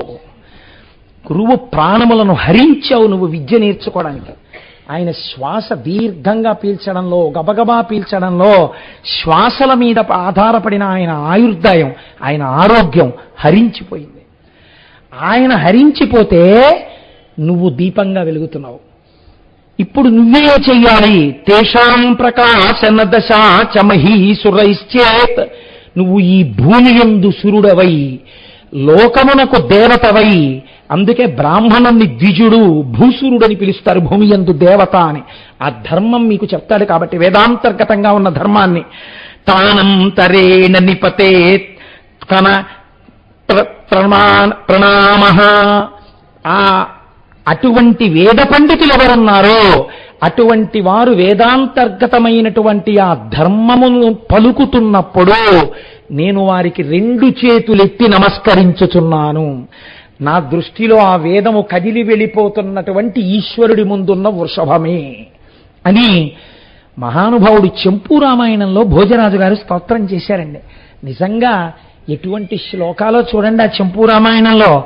సరే, ఇది ఎందుకు జరిగిందో ఈ సమన్వయం నాకు తెలియదు, కానీ ఆ వేదంలోనే ధర్మమున్నది, ఆ ధర్మాన్నే గురువు దగ్గర నేర్చుకున్నటువంటి వేద పండితుడు చెప్తున్నాడు. చెప్పినప్పుడు లోకం నమస్కరిస్తోంది. అదే అసలు నందీశ్వరుడి యొక్క నిజమైన స్వరూపం అని కదా మనం అనుకుంటున్నాం. అలా అనుకుంటున్నప్పుడే సుబ్రహ్మణ్య శర్మ గారు ఎందుకు వచ్చారో ఒక్కసారి మీరు ఈ వేదిక మీదకి వచ్చి చూడండి. మీరు స్నాతకం చేసినప్పుడు చెప్తామే మంచి మాటలు. ధర్మంగా ప్రవర్తించు, నువ్వు దానం శ్రద్ధయా దేయం అశ్రద్ధయా ఇదేయం అని మనం చెప్తాం. అశ్రద్ధతో ఇయ్యవద్దు. మాతృదేవో భవ, పితృదేవో భవ, ఆచార్య దేవో భవ, ఇవి చెప్తాం కదండి. ఈ విషయంలో నీవు పొరపాటు పడవద్దు. మరి అదంతా వేదాంతర్గతమైన ధర్మం కదా. మీరు రావడం మేము ఇవాళ నందీశ్వరుడు రావడంగా భావిస్తున్నాం. మీరు ఇక్కడికి వచ్చి కూర్చుని ఆ మాటలు స్నాతకంలో చెప్పేటటువంటివి చక్కటి ఆ మంత్రాలు ఒక్కసారి ఇక్కడ విజ్ఞాపన చేయండి. మేమందరం నందీశ్వరుడిగా భావించి ఆ వేద బ్రాహ్మణుడిగా ఆనాడు చంపు రామాయణంలో భోజుడు ఏం చెప్పాడో అది మేం చేసి మేము నమస్కరిస్తాం. ఒక్కసారి రండి శర్మ గారు, రండి. మీరు 4 మాటలు చెప్పండి. ఇదేనండి ఈశ్వరానుగ్రహం అంటే, ఇదే నందికేశ్వరానుగ్రహం అంటే. చూడండి ఎలా వచ్చారో వారు. రండి కూర్చుని చెప్పండి 4 మాటలు. ఓం శ్రీ గురుభ్యో నమః. హరి ఓం. వేదమనూచ్యాచార్యోంతే వాసిన మనుషాస్తి. సత్యం వద ధర్మం చర స్వాధ్యాయాన్మా ప్రమదః. ఆచార్య ప్రమతనాన్న ప్రమదితవ్యం. శ్రద్ధయా దేయం అశ్రద్ధయా దేయం. శ్రియా దేయం హ్రియా దేయం. భియా దేయం సంవిదా దేయం. అథ యది తే కర్మ వికిచత్సా స్యాత్. మాతృదేవో భవ, పితృదేవో భవ, ఆచార్యదేవో భవ, అతిథిదేవో భవ. యాన్యనవద్యాని కర్మాణి తాని సేవితవ్యాని. నో ఇతరాణి. ఏకే చాస్మశ్రేయాగుంసో బ్రాహ్మణాః. తేషాం త్వయాసనేన ప్రశ్వసితవ్యం. స్వస్తి. అందరూ ఒక్కసారి వారికి నమస్కరించండి. లేకపోతే చంపు రామాయణం వినడం ఎందుకండి? శర్మ గారు బహు సంతోషం. కూర్చోండి అయ్యా, కూర్చోండి. చూసారా అందులో ఏమిటో తెలుసా అండి? ఏదైనా ఇచ్చేటప్పుడు శ్రద్ధగా ఇయ్యి. నేను గొప్పవాణ్ణి, నేను ఇస్తున్నాననే అహంకారంతో ఎప్పుడూ ఇవ్వకు. విష్ణువు వచ్చి పుచ్చుకొని నిన్ను ధరిస్తున్నారు, పుణ్యం ఇస్తున్నారు. శ్రద్ధయాదేయం, అశ్రద్ధతో ఇవ్వకు. హ్రియాదేయం, సిగ్గుపడుతూ ఇంతకన్నా నేను ఇవ్వలేకపోతున్నాను. అంతేకాని గొప్పగా ఇస్తున్నానని ఇవ్వకు. సత్యం వదా, ఎప్పుడు సత్యం మాట్లాడు. ధర్మంచరా, ధర్మమునందు ప్రవర్తించు అని ఇప్పుడు ఈ వేదాంతర్గతంగా మనకి చెప్పినటువంటి ధర్మాన్ని స్నాతకోత్సవము అని పిలుస్తారు. ఇవే విశ్వవిద్యాలయాలు పిలిచాయి. నువ్వు ఎందుకో తెలుసా భార్యని పొందుతున్నావు? ఇవన్నీ చెయ్యడానికి నీకు ధర్మపత్నిని ఇవ్వబోతున్నాడు కన్యాదాత. కాబట్టి ఇవి నేర్చుకో. ఇవి బాగా తెలుసుకున్న తర్వాత అప్పుడు నీకు పిల్లనిస్తారని గురువు గారు వచ్చి స్నాతకంలో ఈ మంత్రాలన్నీ చెప్తారు. ఇది వేదాంతర్గతం. ఈ ధర్మం.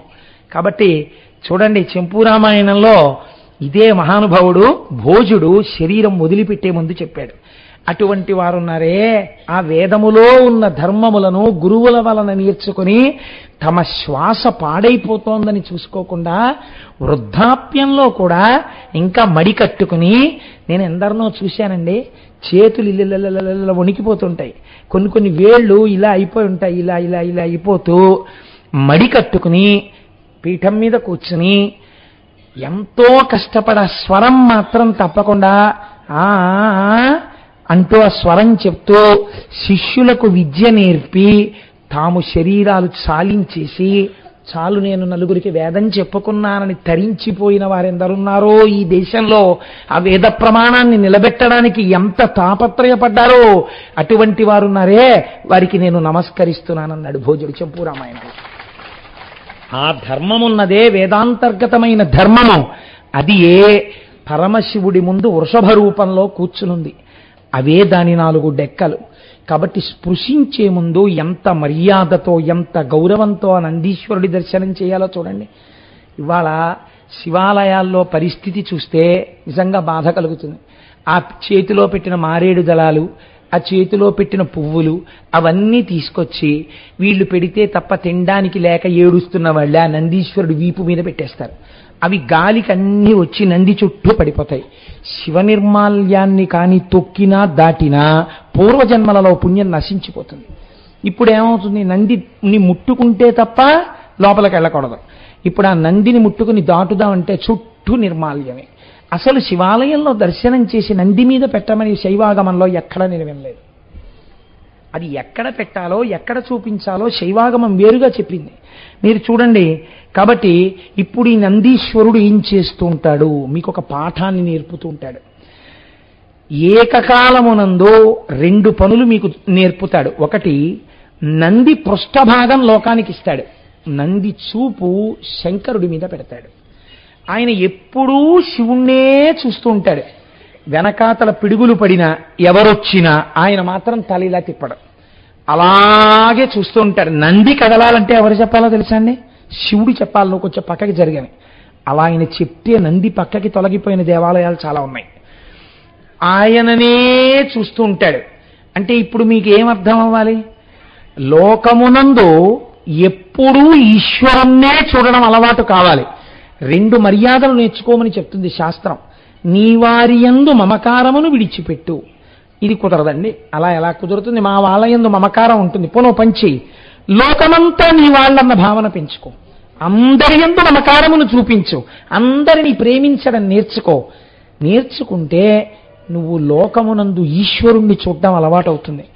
అలా అది కూడా నంది నేర్పుతారు. ఎలా నేర్పుతారో తెలుసా అండి? మీరు రామప్ప గుడిలో ఉన్నటువంటి నందీశ్వరుణ్ణి చూస్తే, మీరు గుళ్ళో ఎక్కడికెళ్ళి నందీశ్వరుణ్ణి చూసినా నందీశ్వరుడు మీ వంకే చూస్తున్నట్టు కనపడుతుంది. అంటే దాని అర్థం ఏమిటో తెలుసా అండి? మీరెక్కడికి వెళ్ళినా నంది మిమ్మల్ని చూడడం అంటే లోకంలో ఎక్కడెక్కడ ఏ ఉన్నా అన్నింటినీ ఈశ్వరుడిగా చూడడం. అన్నిటినీ ఈశ్వరుడిగా చూడడం వచ్చేసింది అనుకోండి, ఆఖరికి ఇంకా మీకు ఎవరి మీద కోపం ఉంటుంది? ఎవరి మీద కోపం ఉండదు. ఒకానొకప్పుడు నందీశ్వరుణ్ణి పిలిచి పరమశివుడు అడిగట, నందీశ్వరా, ఈ లోకంలో నీకు బాగా ఇష్టమైనవిగా ఏం కనపడుతున్నాయి అని అడిగట. ఆయన అన్నట్ట, ఇష్టము అయిష్టము అని 2 ఉండడానికి నాకు అంతటా నువ్వే కదా కనపడుతున్నది అన్నట్ట. మరి అయితే అలా చూస్తున్న నువ్వెవరు అన్నట్ట. నేనని వేరే ఉన్నానా, నువ్వే నేను అన్నట్ట. శభాష్, నువ్వు నా ఆలయ ముఖద్వారముల యందు ఉండడానికి ఇందుచేత యోగ్యత పొందావన్నాడు. అందుకే అర్చకులు తప్ప వేరొకరు మధ్యలోకి వెళ్ళడానికి అధికారం లేదు. మీరు చూడండి, ఈ నందీశ్వరుడు మనకి ఇటువంటి పాఠాన్ని నేర్పడంలో ఒక చిత్రమైనటువంటి విషయం ప్రతిపాదింపబడుతుంది. కేవలం నందీశ్వరుడు అలా చూస్తున్నాడు కదండి, మరి మాకు మాత్రం అలా లోకాన్నంతటినీ చూడాలని ఎలా వస్తుంది దృష్టి అంటే, నంది శివలింగాన్ని చూస్తున్నాడు, ఆయన అంతటా శివుణ్ణి చూస్తున్నాడు. నువ్వు కూడా అంతటా శివుణ్ణి చూడు, శివుడు ఎప్పుడూ నిన్ను చూస్తున్నాడని గుర్తుపెట్టుకో. శివుడు ఏమని వరం ఇచ్చాడండి నందీశ్వరుడికి? నేను ఎక్కడుంటానో నువ్వు అక్కడ ఉంటావు. అంటే ఇప్పుడు శివుడు ఎవరిని చూస్తూ ఉండాలి? నందీశ్వరుణ్ణి చూస్తూ ఉండాలి. కాబట్టి ఇప్పుడు మీరు కూడా ఈ భావన పెంచుకోవాలి. నందీశ్వర దర్శనం చెయ్యండి అనడానికి కారణం ఏమిటో తెలుసా అండి? నందికి మొక్కి శివలింగం దగ్గరికి రండి ఎందుకంటారంటే అసలు ఈ ఆనంద ద్యోతకం అక్కడ ప్రారంభం కావాలి. నందీశ్వరుణ్ణి శివుడు చూస్తున్నాడని నంది ఎలా భావిస్తున్నాడో నువ్వు కూడా నిన్ను ఎప్పుడూ శివుడు చూస్తున్నాడని భావించాలి. ఎలా చూస్తున్నాడండి? నేను శివాలయంలో ఉంటే చూస్తున్నాడు, కానీ శివాలయంలో కూడా సెల్ ఫోన్ మోగాలి మనకి. శివుడు ఎందుకు శివాలయంలో? మన దిక్కుమాలిన సెల్ ఫోన్ ఒకటి ఉంటే మనకి చాలు, దాంతో మాట్లాడుకుంటూ శివాలయంలో కూడా దర్శనం. కాబట్టి మనం ఎప్పుడూ శివుడు మన్ని చూస్తున్నాడని నందిలా ఎలా భావించగలం? దీన్నే సాకారోపాసనగా దక్షిణామూర్తి స్తోత్రంలో శంకరాచార్యులు వారు చెప్పారు. భూరంభాంసనలో నిలోంబర మహార్నాథో హిమాంసు పుమాన్ ఇత్యాభాతి చరాచరాత్మకమిదం యస్యైవ మూర్త్యష్టకం నాణ్యకించన విద్యతే విమృశతాం యస్మాత్ పరస్మాత్ విభో తస్మై శ్రీ గురుమూర్తయే నమ ఇదం శ్రీ దక్షిణామూర్తయే. ఒక్క పరమశివుడే 8 మూర్తులుగా కనపడుతుంటాడు. మీరు ఈ కంటితో చూడవచ్చు శివుణ్ణి అలా. ఆ మూర్తులు ఏమిటో తెలుసా అండి? మొట్టమొదటి మూర్తి, దీన్ని అష్టమూర్తులుగా శివుడు అని పిలుస్తారు. శర్వ. అందుకే శివుణ్ణి ఆరాధన చేస్తే తప్పకుండా ఈ 8 నామాలతోనూ పిలవాలి. సర్వరూపాయ క్షితిమూర్తయే నమః అనో బిల్వపత్రమో పుష్పమో ఏదో వేస్తారు. శర్వ అంటే భూమిని అధిష్ఠించి ఉండువాడు. ఈ భూమి అంతా శివస్వరూపంగా ఉంటుంది. అలా ఉంటుంది అనడానికే కంచిలో పృథివీలింగం అయి ఉంటాడు. రెండవది భవ. భవ అంటే నీరు. అసలు శాస్త్రం ఏం చెప్తుందో తెలుసా అండి? భగవంతుడు బ్రతికేసడానికి వచ్చినటువంటి మొట్టమొదటి రూపం నీరుగా. అందుకే లింగ పురాణం అంటుంది సంజీవనం సమస్తస్య జగత సలిలాత్మిక భవ ఇత్యుచ్యతే మూర్తిర్భవస్య పరమాత్మనః. నీటి యందు భగవంతుణ్ణి చూసి రమించిపోయారు కొంతమంది. నీళ్లలో తెల్లగా ఉండేటటువంటి ఒక యోగీశ్వరుడు స్నానం చెయ్యడానికని ములిగేట. ఆ యోగీశ్వరుడు కనపడలేదు అన్నారు ఆయన. అంటే ఏమిటి దాని అర్థం? అందులో రహస్యం ఏమిటో తెలుసా అండి?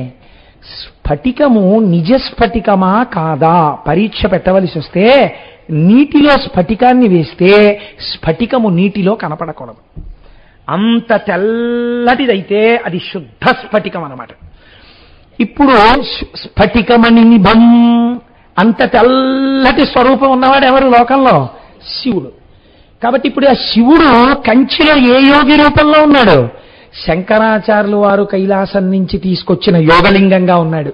ఇప్పుడు ఆ యోగలింగం ఆ కంచి పీఠాధిపతులు చేసేటటువంటి అభిషేక జలముల యందు ములిగింది. ములిగిన తరువాత దాన్ని పైకి తీసి తుడుద్దామని చూశారు, శివలింగం కనపడలేదు. అంటే శంకరాచార్యుల వారు తెచ్చినటువంటి యోగలింగము మునిగినటువంటి నీటిని, పీఠాధిపతులు చేసినటువంటి అభిషేక జలాల్ని, అందులోంచి పైకి రేగిన ఒక బిందువు విభూత్యాభిషేకం అయిన తర్వాత ఇంకెంత తెల్లగా ఉంటుందో మనసును స్మరించి శంకరులు యోగలింగం తేవడాన్ని, కంచిలో యోగలింగాన్ని, పీఠంలో జరిగే అభిషేకాన్ని ఒక యోగి స్నానం చేసినట్టు సమన్వయం చేసి నీటి యొక్క వైభవాన్ని మహానుభావుడు నైషధంలో హర్షుడు కీర్తించాడు ఒక పద్యంలో, ఒక శ్లోకంలో. అలా ఎన్ని శ్లోకాలో ఎన్ని చిత్రాలో మహానుభావుడివి. కనుక భవ ఆయన నీటి రూపంలో ఉండి లోకాన్ని పోషిస్తున్నాడు. ఉగ్ర, ఈ చిత్రం ఏమిటో తెలుసా అండి? ఉగ్ర అన్న పేరు ఎందుకు వచ్చిందంటే లోపల వాయువు ఆయనే, బయట వాయువు ఆయనే. లోపల వాయువు బయట వాయువు లోపలికి వెళ్ళింది అనుకోండి, లోపలికి వెళ్ళిన వాయువు బయటికి వచ్చింది అనుకోండి, ఏమిటి దానివల్ల ప్రయోజనం? భవతి ఉన్నాడు మంగళం కదండి. బయట వాయువు లోపలికి వెడుతోంది, లోపల వాయువు బయటికి వస్తోంది. ఇప్పుడు బయటదే లోపల కూర్చుకుంటున్నాడు, లోపలిది బయటకు వదులుతున్నాడు. ఇలా వదిలితే ఏమంటారు? ఉన్నారండి ఉన్నారండి కులాసాగా ఉన్నారా సార్, బాగున్నారా సార్ అంటుంటారు. రండి సార్ ఇంట్లోకి అంటారు. ఇప్పుడు ఉగ్రహ లోపలికి వెళ్ళింది బయటికి రాలేదు, బయట ఉన్నది లోపలికి వెళ్ళలేదు. ఏమైంది? శవం అమంగళం అయిపోయింది. బయట దాన్ని లోపలికి, లోపల దాన్ని బయటికి పంపుతూ వాయువును అధిష్ఠించి ఉంచి సర్వలోకములను నిలబెడుతున్నవాడెవడో, సర్వలోకములను పడగొడుతున్నవాడెవడో వాడు ఉగ్రహ, వాడే శివుడు. వాడు ఇప్పుడు అష్టమూర్తి. అసలు మన బతుకెక్కడుంది? ఆయన మీదే ఉంది. ఇప్పుడు నేను పురాణం చెప్తున్నానంటే ఎవరి మీద ఉంది? ఆయన మీద ఉంది. ఆయన లోపలికెళ్ళి వాక్కుగా పైకి వస్తున్నాడు. కాబట్టి వాగ్రూపమై ఎవరు ప్రవహిస్తున్నారు? శంకరుడే ప్రవహిస్తున్నాడు. లోపలికెడుతున్నవాడాయన, బయటికి వస్తున్నవాడాయన. ఇది శివ అంటే మంగళం. అంటే బతికి ఉన్నావు ఎవరి వలన? ఆయన వలన భవతి ఉన్నావు. కాబట్టి భీమ ఆకాశరూపుడు, అంతటా ఉంటుంది. కానీ ఈ కంటి చేత దర్శనము కాదు. కానీ మనందరం ఎందులో ఉంటాం? ఆ ఆకాశంలోనే ఉంటాం. మనలో ఏముంది? ఆకాశమే ఉంది. ఆకాశం లేకపోతే రక్తం ఎలా ప్రవహిస్తోందండి? ఆకాశం లేకపోతే ఇందులోకి తిన్నది ఎలా జీర్ణం అవుతోంది? ఇందులో మళ్ళీ లోపల చర్నింగ్ అంటారు, కవ్వం పెట్టి తిప్పినట్టు తిరుగుతూ ఉంటుంది. ఎలా తిరుగుతోంది ఇదంతా? కాబట్టి ఆకాశ రూపుడై ఉన్నాడు. ఈశాన సూర్యుడై ఉన్నాడు. అందుకే కోణార్కలో సూర్యలింగం, చిదంబరంలో ఆకాశలింగం, శ్రీకాళహస్తిలో వాయులింగం, జంబుకేశ్వరంలో జలలింగం. తానే అవి అయ్యున్నాను అని చెప్తున్నాడు. అలాగే మహాదేవ ఈ పేరుతో మనం తినకూడనివి తినేసి అనారోగ్యాలు తెచ్చుకుంటే వచ్చినటువంటి అనారోగ్యానికి ఉపశాంతి పొందేటట్టుగా ఓషధుల యందు వైద్య శక్తిని బాగా ప్రకాశింపచేసేటటువంటి వాడిగా సోముడై ఆకాశంలో ప్రకాశిస్తున్నాడు. కాబట్టి ఇప్పుడు చటగాం సీతాగుండంలో చంద్రలింగం అయి ఉన్నాడు. కాదు కాదు, చంద్రమా మనసోజాత, లోపల మనస్సై ఆ చంద్రుడి చేత ప్రకాశిస్తోంది. రుద్ర అగ్ని రూపంలో ఉన్నాడు. అగ్ని రూపంలో ఉండి దుఃఖాన్ని పోగొడుతున్నాడు. మీరు చూడండి, అగ్ని రూపంలో ఉంటే దుఃఖాన్ని ఎలా పోగొడతాడండి అని మీరు నన్ను అడగచ్చు. రుద్ర శబ్దం ఏడుపుని పోగొడుతుంది. ఏడుపు పోవడానికి శాశ్వతమైన పరిష్కారం ఏమిటో తెలుసా అండి? ఎందులో ఉంటే ఏడుపు ఉంటుందో అందులో ఉండకుండా ఉండడం. అంతే కదండి. ఆ ఇల్లు బాగులేదు కాబట్టి ఏడుస్తుంటాడు ఎప్పుడు. ఏమిటోనంటే వర్షం వస్తే కారిపోతుంది దిక్కుమాలిన ఇల్లు, కొంచెం తడొచ్చిందా గోడ షాక్ కొట్టేస్తుందండి. కబ్బోర్డులేమో కబ్బోర్డులు ఉంటాయి కానీ తలుపులు లేవండి. కబ్బోర్డులన్నీ పట్టుకెళ్ళి బెడ్రూమ్లో పెట్టారండి. అస్తమానం కబ్బోర్డుకి బెడ్రూమ్లోకి వెళ్తారు. ఏమిటండి, ఏమిటో ఈ ఇల్లు ఇలా కట్టారు. ఒక్క చోట వాష్ బేసిన్ లేదండి, చేతులు కడుక్కుందాం అంటే. ఇప్పుడు నీ దుఃఖాలన్నింటికి ఏమిటి హేతువు? ఆ ఇంట్లో ఉండడమే. ఇప్పుడు నీకు ఈ దుఃఖాలన్నీ పోవాలంటే ఇంకో ఇల్లు చూసుకుని వెళ్ళిపోవడమే. అలా నీకు ఇక్కడ సుఖము దుఃఖము దేనివల్ల కలుగుతోంది? మనస్సు వల్ల. మనస్సు ఎందుకుంది? శరీరంలో ఉన్నావు కాబట్టి. ఈ శరీరం లేకుండా చేసుకోవాలంటే ఏం చేయాలి? ఆత్మహత్య చేసుకుంటాననుకోవడం, మహాపాతకం వస్తుంది. శరీరము లేకుండా శివానుగ్రహంతో చేసుకోవాలంటే వేరొక జన్మ లేకుండా చేసుకోవాలి. వేరొక జన్మ లేకుండా ఎవడు చెయ్యగలడు? జన్మకు హేతువైన కాముణ్ణి కాల్చిన వాడు చెయ్యగలడు. కాబట్టి ఇప్పుడు దుఃఖమునకు ఆలవాలమైన ఈ శరీరమును జ్ఞానాగ్ని చేత తీసేస్తాడు. ఈ జ్ఞానాగ్ని ఎక్కడుంది? అరుణాచలంలో ఉంది. కాబట్టి అగ్నిలింగం ఎక్కడుండాలి? అరుణాచలంలో ఉండాలి. బాహ్యమునందు దుఃఖం ఎందుకుంది? అగ్ని లేకపోతే దుఃఖం. నిజంగా 4 రోజులు కానీ సూర్యుడు ప్రకాశించలేదనుకోండి, అల్పపీడనం ఏర్పడిపోయింది అనుకోండి, ఎన్ని బాధలో. ఇంట్లో ఉన్న ఆయనకి, ఇంట్లో ఉన్న పెద్ద ఆయన కర్మ కాలి ఆ సమయంలో గుమ్మడికాయకి నాటెట్టాడంటే నీ చెయ్యి అంటారు. ఏమిటో నాటెట్టిన దగ్గర నుంచి మహానుభావ గుమ్మడొడియాలు ఎట్టాం, సూర్యుడు రావట్లేదు, ఒడియాలన్నీ పాడైపోతున్నాయి. ఒడియాలు పాడైపోయినటువంటి ఏడుపు వల్ల వచ్చేటటువంటి బాధ కన్నా నీ చేత్తో నాటెట్టారన్నప్పుడల్లా వచ్చిన పాపం పెద్దది. ఎందుకంత మూట కట్టుకుంటావు దిక్కుమాల ఒడియాలకి?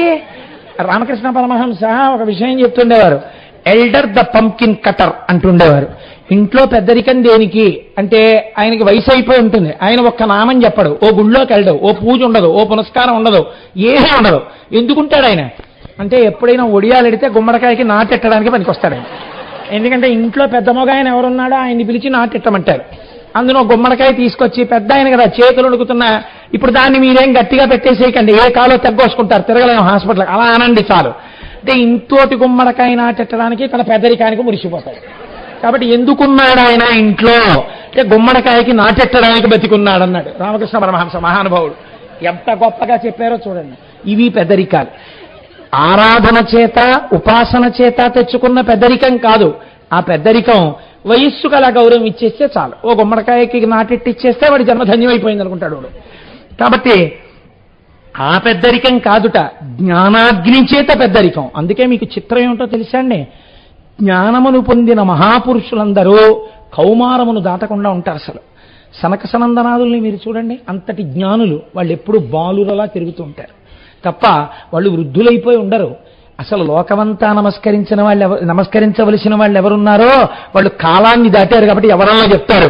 చిత్రం వట తరోర్మూలే వృద్ధా శిష్య గురుర్యువ గురోస్తు మౌనం వ్యాఖ్యానం శిష్యాస్తు చిన్న సంశయా. గురువు యువకుడు, శిష్యులు వృద్ధులు. కనుక అటువంటి వాడు మహానుభావుడు అగ్నిస్వరూపుడై ఉన్నాడు. 8వ వాడు యజమానుడు. ఈ యజమానుడు పశుపతి లింగంగా ఖాట్మండులో ఉన్నాడు. ఇదొక చిత్రమైన ప్రతిపాదనండి. మీకు మిగిలినవి బానే ఉన్నాయి. ఏదో పృథివీ రూపం, పృథివీ ఆపస్తేజో వాయు ఆకాశ సూర్య చంద్ర 7 వరకు బాగుంది.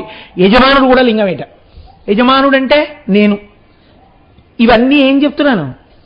సూర్యుణ్ణి నేను శివుడిగా చూస్తున్నాను, శివుడు నన్ను ఎప్పుడూ చూస్తున్నాడన్న భావన నందీశ్వరుళ్ళ.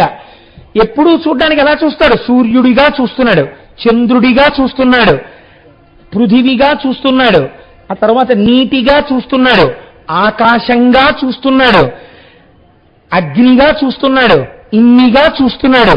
ఇన్నిగా చూస్తున్నది ఎవరిని చూస్తున్నాడు? నన్ను చూస్తున్నాడు. ఈ నువ్వెవరు?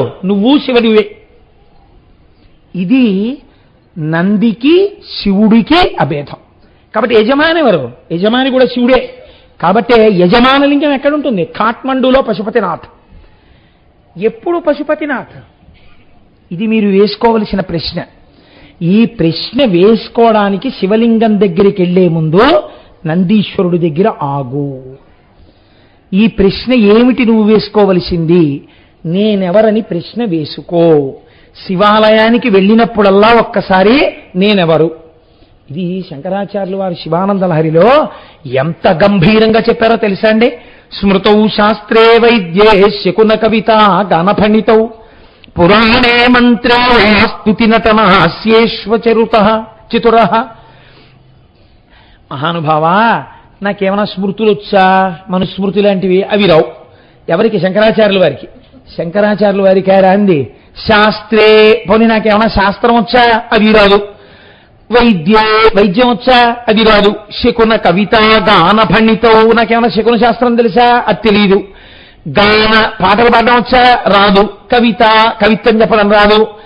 మరి ఇటువంటి వాణ్ణి కమర్థం దాస్యేహం కమర్థం రాజ్ఞాం ప్రీతిర్భవతి మయి కోహం పశుపతే. నా అలాంటి వాణ్ణి రాజులు ఎందుకు మెచ్చుకుంటారు? నాకు ఏదైనా ఇలాంటి దాంట్లో గుణం ఉంటే పెద్దవాళ్ళు పిలిచపోయి ఈయనకి పాటలు వచ్చండి, ఈయనకి సంగీతం వచ్చండి, ఈయనకి వేదం వచ్చండి, ఈయనకి ఇంకోటి వచ్చండి, ఈయనకి శకున శాస్త్రం వచ్చండి అంటారు. నాకేం రాదు శంకరా, నాకేం రాదు అని అన్నప్పుడు నేను ఎటువంటి వాడిని? ఏమీ రానివాడు పశువు. ఏమిటండి వాడికి ఏమీ రాదు, పశు సమానుడు అంటారు. కాబట్టి ఇప్పుడు నేను ఎవరు? నేను పశువుని. నేను పశువునైతే ఎవరికి చెందుతాను? పశుపతివి నువ్వు. ఇప్పుడు పశుమాం సర్వజ్ఞ ప్రథిత కృపయా పలయ విభో. నేను పశువుని, నువ్వు పశుపతివి, కాబట్టి నన్ను ఏలుకో అన్నారు ఆయన. ఇప్పుడు నాకు మిగిలిన వాళ్ళతో సంబంధం ఏంటి? నువ్వు ఏలుకోవాలి నన్ను, నేను పశువు కాబట్టి. ఏలుకో అంటే అర్థం ఏమిటో తెలుసా అండి? శివుడికి మళ్ళీ తెచ్చి కట్టడం రాదు. అందుకే కాముణ్ణి కాలుస్తాడు, కాలుణ్ణి తంతాడు. మామూలు గొల్లవారు ఏం చేస్తారంటే ఇంట్లో ఉన్న ఆవుల దగ్గరికి వచ్చి మెడలో ఉన్న పాశం విప్పేస్తారు. మీరు గుర్తుపెట్టుకోండి, పశుపతి అన్న నామమునందు 3 ఉంటాయి.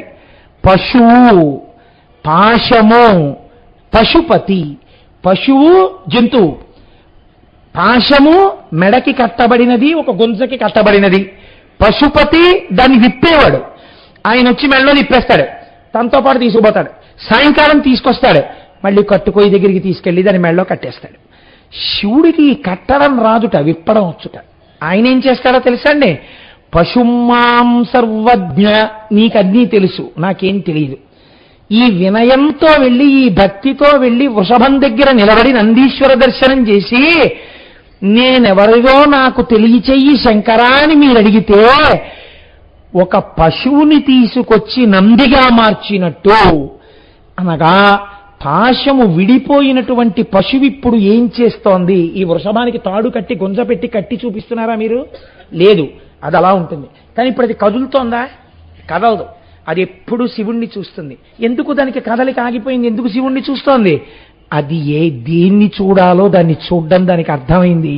అది ఎవరో దానికి తెలిసిపోయింది. అందుకని ఇప్పుడు జీవుడికి పశువు సంకేతం, బ్రహ్మమునకు ఈశ్వరుని సంకేతం. ఈ జీవుడు బ్రహ్మమైనాడు, బ్రహ్మమే జీవుడిగా ఉన్నాడు, కాబట్టి భేదం లేదు. కాబట్టి శివుడికి నందికి మధ్యలోకి వెళ్ళకూడదు.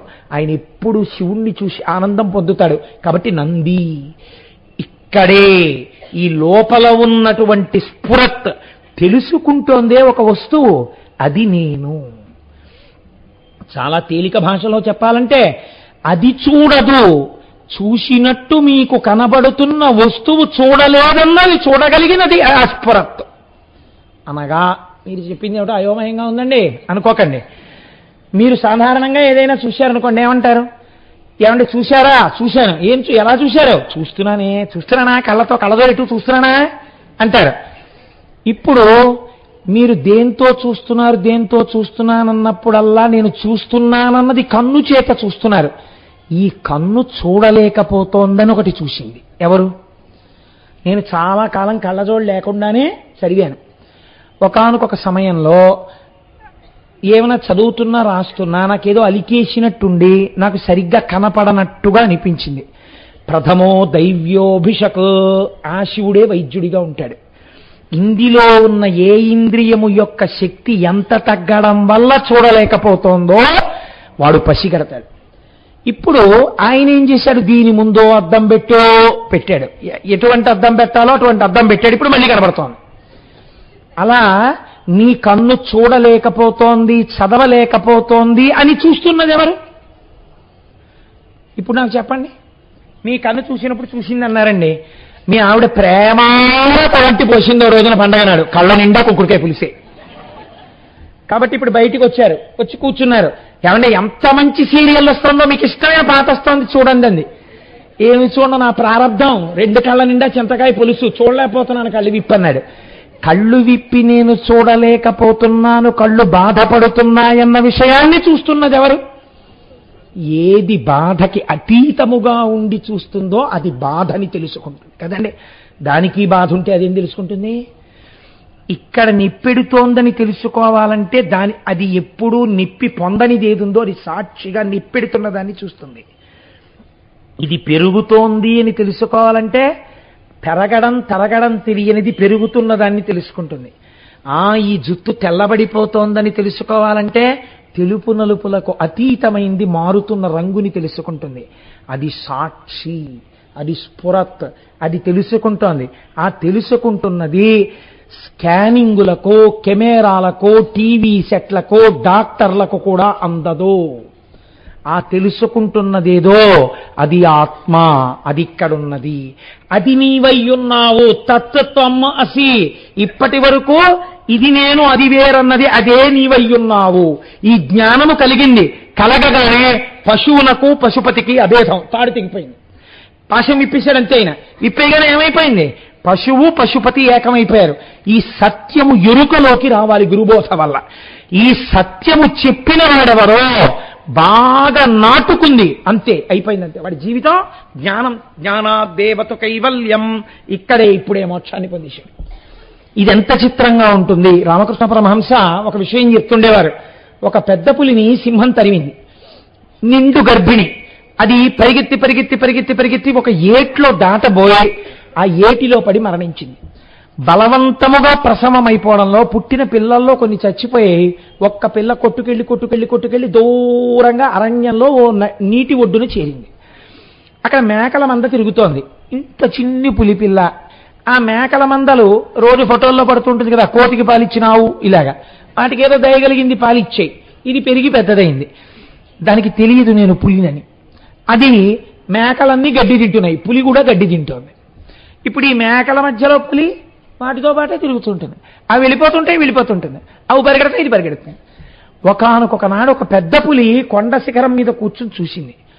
ఇదేమిట్రా, మన జాతి పులి మేకలతో తిరుగుతోంది ఏంటి, అది మేక కాదు పులి అని దగ్గరకు వెళ్ళింది.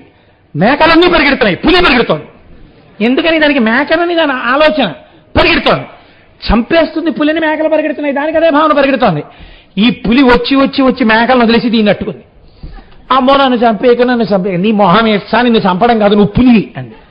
కాదండి నేను మేకని అంది.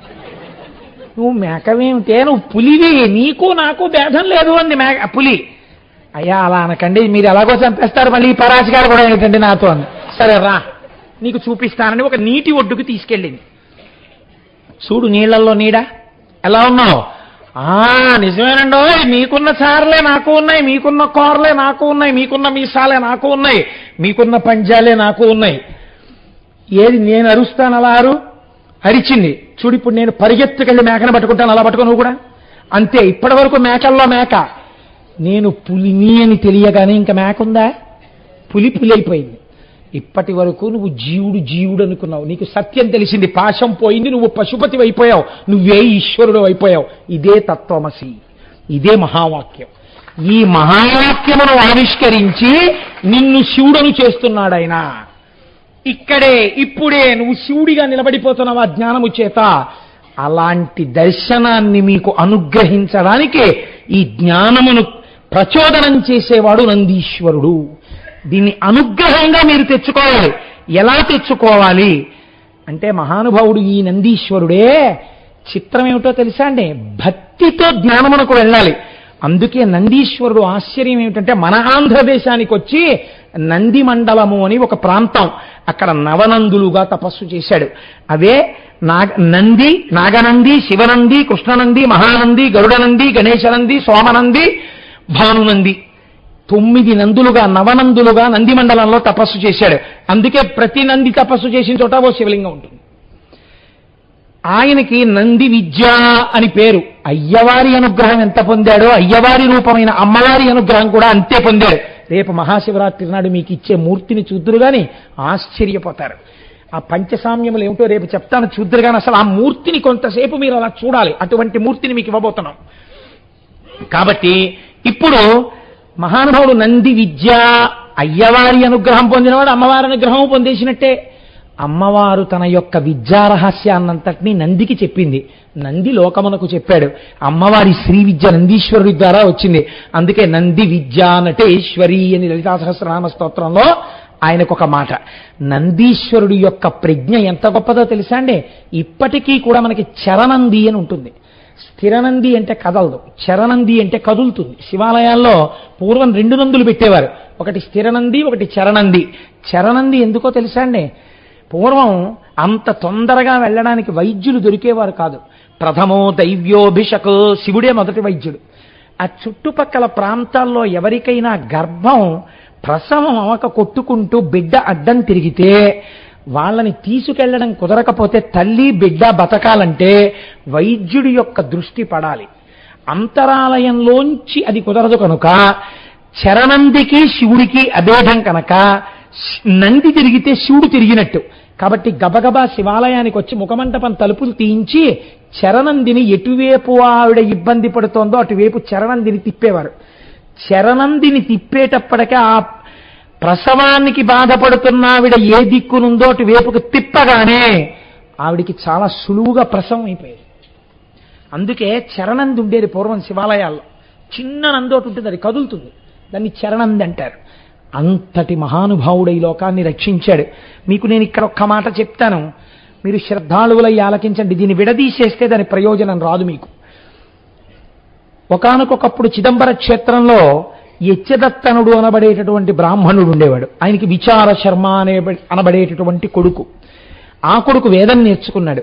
ఎంత సుస్వరంగా చదివేవాడంటే వేదాన్ని ఎప్పుడూ స్వరం తప్పి చదివేవాడు కాదు. గోవులు దేవతలని నమ్మిన పిల్లవాడు. ఒకరోజు ఒక ఆవుల్ని కాసే ఆయన ఆవుల్ని కొడుతూ తీసుకొస్తున్నాడు. ఆ పిల్లవాడికి మనస్సు బాధపడి, నేనే ఈ ఆవుల్ని కాస్తాను, రేపటి నుంచి నువ్వు ఆవుల్ని కొట్టద్దు, తీసుకెళ్ళొద్దు అన్నాడు. ఒక బ్రాహ్మణుడు బ్రహ్మచారి వేదం చదువుకున్నవాడు ఆవుల్ని కాపాడితే మంచిదే కదా అని ఊళ్ళో ఉన్న వాళ్ళందరూ ఆవుల వెనకాల ఈ పిల్లవాడిని పంపించారు. ఆ ఆవులు ఈ పిల్లవాడు వేదమంత్రాలు చదువుకుంటూ వాటిని స్పృశించి జాగ్రత్తగా కాపాడుతుండేవాడు. వేదంలో కొన్ని పన్నాలకి కొన్ని శక్తులు. మొన్న స్వామి చెప్పారే, సున్నాల పన్నని చెప్తే శత్రువుల యొక్క బాధ ఉండదని. ఆ ఆవుల్ని రక్షించడానికి ఆ పన్నాలు చదువుతూ కాపాడేవాడు. ఆ ఆవులు సంతోషించి ఆ పిల్లవాడు కూర్చున్న చోటుకొచ్చి అతని పక్కన మంచినీళ్లు తాగడానికి ఒక కుండ తెచ్చుకుంటే ఆ కుండలో పాలు విడిచిపెట్టేస్తుండేవి. రోజు ఇచ్చే పాల కన్నా ఎక్కువ పాలు ఇంటి దగ్గర ఇచ్చేవి. ఈ పిల్లవాడు చూసి, ఎలాగో పాలు విడిచిపెడుతున్నాయి కదా, ఉట్టినే కూర్చోవడం ఎందుకని ఈ ఆవులన్నిటినీ విడిచిపెట్టి శంకరుడే వీటిని కాపాడతాడు. రుద్రం చదవడం కన్నా గొప్పది ఎక్కడుంది? అందుకేనండి లోకమునందు సన్యసించిన వాళ్ళు కూడా రుద్రాధ్యాయం చదవాలని నియమం. రుద్రాధ్యాయం అంత గొప్పది, అది చదివితే పాపములు పటాపంచలైపోతాయని. అటువంటి రుద్రం చదువుతూ రోజు ఇసుకతో శివాలయం కట్టేవాడు. కట్టి ఇసుకతో శివలింగం కట్టి ఈ పాలని తీసి ఆ రుద్రాధ్యాయంతో అభిషేకం చేస్తుండేవాడు. ఒక రోజున అట్నుంచి ఓ వెర్రివాడు వెళ్ళిపోతున్నాడు. అయ్యయ్యో, ఈ పిల్లవాడు పాలన్నీ తీసుకెళ్లి ఇసుకలో పోసేస్తున్నాడు, ఇంకా ఎన్ని పాలు ఇచ్చినో ఆవులని వెళ్ళి ఆ పిల్లవాడి తండ్రికి చెప్పాడు. చెప్తే యచ్చిదత్తనుడికి కోపం వచ్చింది. రేపు నేను చూస్తానని కొడుకు కన్నా ముందే బయలుదేరి అడవిలోకి వచ్చి ఆవులు మేసే చోట చెట్టెక్కి కూర్చున్నాడు. పూర్వకాలంలో క్రూర మృగాలు ఎక్కువ కదా, వచ్చినప్పుడు ఒక కర్ర గొడ్డలి కూడా తెచ్చుకుని పైకి ఎక్కాడు. కాసేపు అయింది, కొడుకు ఆవులు తీసుకొచ్చాడు, విడిచిపెట్టాడు. విడిచిపెట్టిన తర్వాత ఆవులు మేస్తున్నాయి. ఈయన సైకత లింగాన్ని తయారు చేసి సైకత ప్రాకారములతో శివాలయ నిర్మాణం చేశాడు. శివాలయ నిర్మాణం చేసి చక్కగా ఈ ఆవులు తమంత తాముగా విడిచిపెట్టిన పాలతో అభిషేకం చేసుకుంటున్నాడు రుద్రంతో. మనస్సు లయమైపోయింది. నోటికొచ్చినదేమో ఆ రుద్రం చదువుతూ పరవశించిపోతూ సైకత లింగానికి అభిషేకం చేస్తున్నాడు. అన్నన్నా అతను చెప్పింది నిజమే, వీడు ఇసుకలో పాలు పోస్తున్నాడని దూరంగా చెట్టు మీద ఉన్న తండ్రి దిగి పరిగెత్తుకుంటూ వచ్చి పెద్ద పెద్ద కేకలేసి పిల్లాన్ని భుజాల మీద కొట్టాడు. ఆయనకి బాహ్యస్మృతి లేదు, అభిషేకం చేస్తున్నాడు. చేస్తుండగా కోపం వచ్చిన తండ్రి తన కాలితో సైకత లింగాన్ని తన్నాడు. అది చిన్నాభిన్నమైపోయింది. ఎప్పుడైతే శివలింగం చిన్నాభిన్నమైందో పిల్లవాడికి బాహ్యస్మృతి వచ్చింది. ఆ తండ్రి వచ్చినప్పుడు గొడ్డలు అక్కడ పెట్టాడు. ఈ పిల్లవాడు వచ్చినవాడు తండ్రా ఇంకోట చూడలేదు. ఏ పాదము శివలింగాన్ని తందిందో ఆ పాదము ఉండడానికి వీల్లేదని గొడ్డలి తీసి 2 కాళ్ళు నరుక్కుపోయేటట్టు విసిరాడు. తండ్రి 2 కాళ్ళు తొడల వరకు తెగిపోయాయి, కింద పడిపోయాడు. నెత్తుటి ధారలు కారిపోతున్నాయి. చూశాడు కొడుకు. శివలింగాన్ని తన్నినందుకు నువ్వు ఈ ఫలితం అనుభవించవలసిందే అన్నాడు. నెత్తురు కారి తండ్రి మరణించాడు. ఆశ్చర్యం ఏమిటో తెలుసా అండి, ఆ చిన్నాభిన్నమైన సైకత లింగములోంచి పార్వతీ పరమేశ్వరులు ఆవిర్భవించాడు. ఆవిర్భవించి నాయనా ఇంత భక్తితో మమ్మల్ని ఆరాధించావు, అపచారము జరిగిందని తండ్రిని కూడా చూడకుండా కాళ్ళు నరికేశావు, మనుష్యుడవై పుట్టి తపస్సు చేయకపోయినా వరం అడగకపోయినా నీకు ఒక వరం ఇస్తున్నాను. ఇవాల్టి నుంచి నీవు మా కుటుంబములో 5వ వాడవు. నేను పార్వతి, గణపతి, సుబ్రహ్మణ్యుడు, 5వ స్థానం చండీశ్వరుడిదే. నిన్ను చండీశ్వరుడని పిలుస్తారు. ఇక నుంచి సాధారణంగా లోకంలో వివాహం అయిపోతే ఒక లక్షణం ఉంటుంది. భర్త గారు ఏదైనా పదార్థాన్ని కొంత తిని కొద్దిగా విడిచిపెడితే దాన్ని ఏమంటారంటే పత్నీ భాగము అని పిలుస్తారు. భార్యకి దాన్ని తినే అధికారం ఉంటుంది. ఎవరు పడితే వాళ్ళు తినేయకూడదు. అలాగా భార్యకు ఒక్కదానికే అధికారం ఉంటుంది. అది పత్నీ భాగం. కానీ శంకరుడు ఎంత అనుగ్రహించేశాడో తెలుసా అండి. పార్వతి, నేను ఇవాళ చండీశ్వరుడికి ఒక వరం ఇచ్చేస్తున్నాను, నువ్వు నాకు భోజనం పెడతావు కదా అంతఃపురంలో, నేను తిని విడిచిపెట్టిన పదార్థాన్ని చండీశ్వరుడు తింటూ ఉంటాడు, వేరొకరు తినరాదన్నాడు. గణపతి, సుబ్రహ్మణ్యుడు తినడానికి వీల్లేదు, చండీశ్వరుడు తినాలి. ఆ చండీశ్వరుడు ఎప్పుడు శంకరుణ్ణి ధ్యానం చేస్తూ ఉత్తరముఖంలో కూర్చుని ఉంటాడు. ఆయన ధ్యానమునందు ఉంటాడు కాబట్టి ఇదే శంకరాచార్యుల వారు సౌందర్యలహరిలో చెప్పారు, నివృత్యై చండాంశ త్రిపురహర నిర్మాల్య విముఖై. శంకరుడు భోజనం చేసి విడిచిపెట్టిన విస్తరి కనపడింది గణపతికి, సుబ్రహ్మణ్యుడికి. లోపలికి వస్తుంటే వాళ్ళు ఆకలి మీద ఉన్నారు, యుద్ధం చేసి వచ్చి. మా నాన్నగారి విస్తట్లో లడ్లే కదా, ఒకటి తిందామని వెళ్ళలేదుట. ఎందుకని? ఇది త్రిపురహర నిర్మాల్య విముఖై, శివుడికి నివేదన చేయబడింది, చండీశ్వరుడికి చెందాలి, ఆయన భుక్తశేషం కాబట్టి మేం తినకూడదని వదిలేశారట. అప్పటి నుంచి ఇప్పటి వరకు లోకమునందు సదాచారం ఏమిటో తెలుసా అండి. చండీశ్వరుడు బహిర్ముఖుడై ఉండడు, నందీశ్వరుడిలాగే ఆయన కూడా. ఆయన ఇలా కళ్ళు మూసుకుని ఉంటాడు, ఎప్పుడు శివధ్యాన తత్పరుడై ఉంటాడు. ఆయన్ని పిలిస్తే కోపం వస్తుంది ఆయనకి. అందుకని ధనిశ్చండు అని పేరు. చాలా మంది తెలిసి తెలియక ఎంత పిచ్చి పనులు చేస్తారంటే, శివాలయంలో కొట్టిన కొబ్బరికాయ ఇంటికి తీసుకెళ్ళకూడదంటే గోడల మీద పెట్టి వెళ్ళిపోతుంటారు. మహాదోషం, ప్రసాద తిరస్కారం. అలా వదిలిపెట్టి వెళ్ళకూడదు. శాస్త్రం ఏం చెప్పిందంటే ఆయన ధనిశ్చండు, వెళ్ళి అనాలంతే. చిటిక మాత్రమే వెయ్యాలి. అందుకే ఆయనకి చిటికల చండీశ్వరుడని పేరు. చిటిక వేస్తే ధ్యానమనందున్నవాడు కళ్ళు విప్పి కోపంగా ఇలా చూస్తాట. మీకు శివాలయంలో ఏదో ఒక పత్రమో పుష్పమో కొబ్బరి చెక్కో అరటిపండో ఏదో ఇస్తారు మీకు. దాన్ని వెంటనే మీరేమనక్కర్లేదు, ఇలా అనాలి. ఇలా అని ఇలా అనాలి. అంటే ఆయన చూస్తాట. ఓహో మా స్వామిని ఆరాధించావా, ప్రసాదం తీసుకున్నావా, సరే తీసుకెళ్ళు అంటట.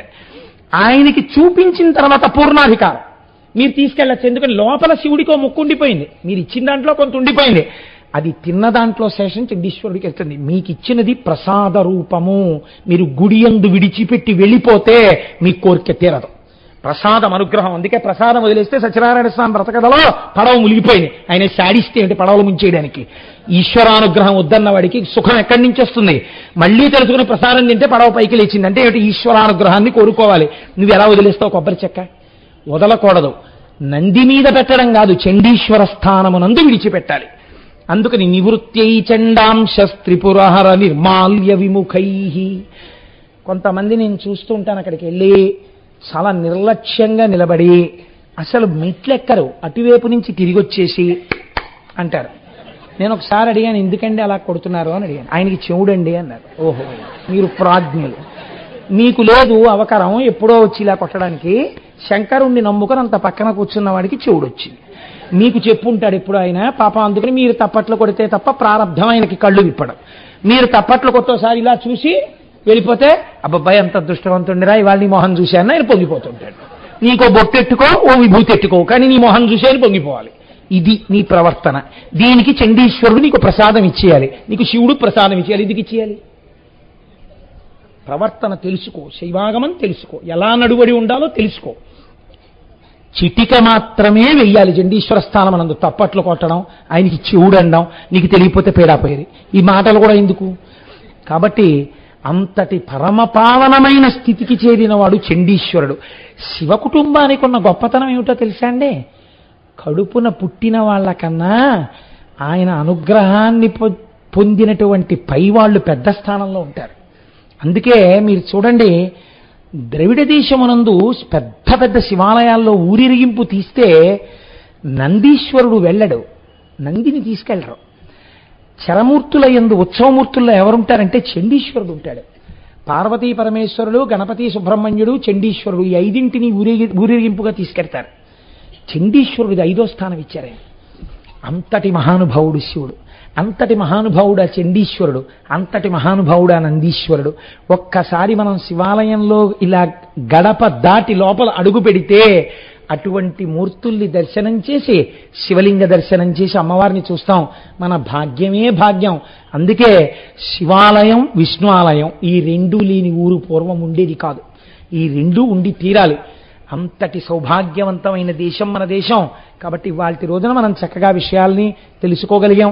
రేపటి రోజున మీకు ఆ శివలింగ ఆవిర్భావము, శివలింగం అనగానేమి, లింగారాధన అనగానేమి, ఈ విషయాల్ని గురించి ప్రస్తావన చేస్తాను. వీలైతే గోపాలకృష్ణ గారు దానికి అవకాశం ఉంది అని అంటే రేపటి రోజు ఉపన్యాసం అయిపోయిన తర్వాత ఇంకొక 1000 టోకెన్లు ఇచ్చే ప్రయత్నం చేస్తాం.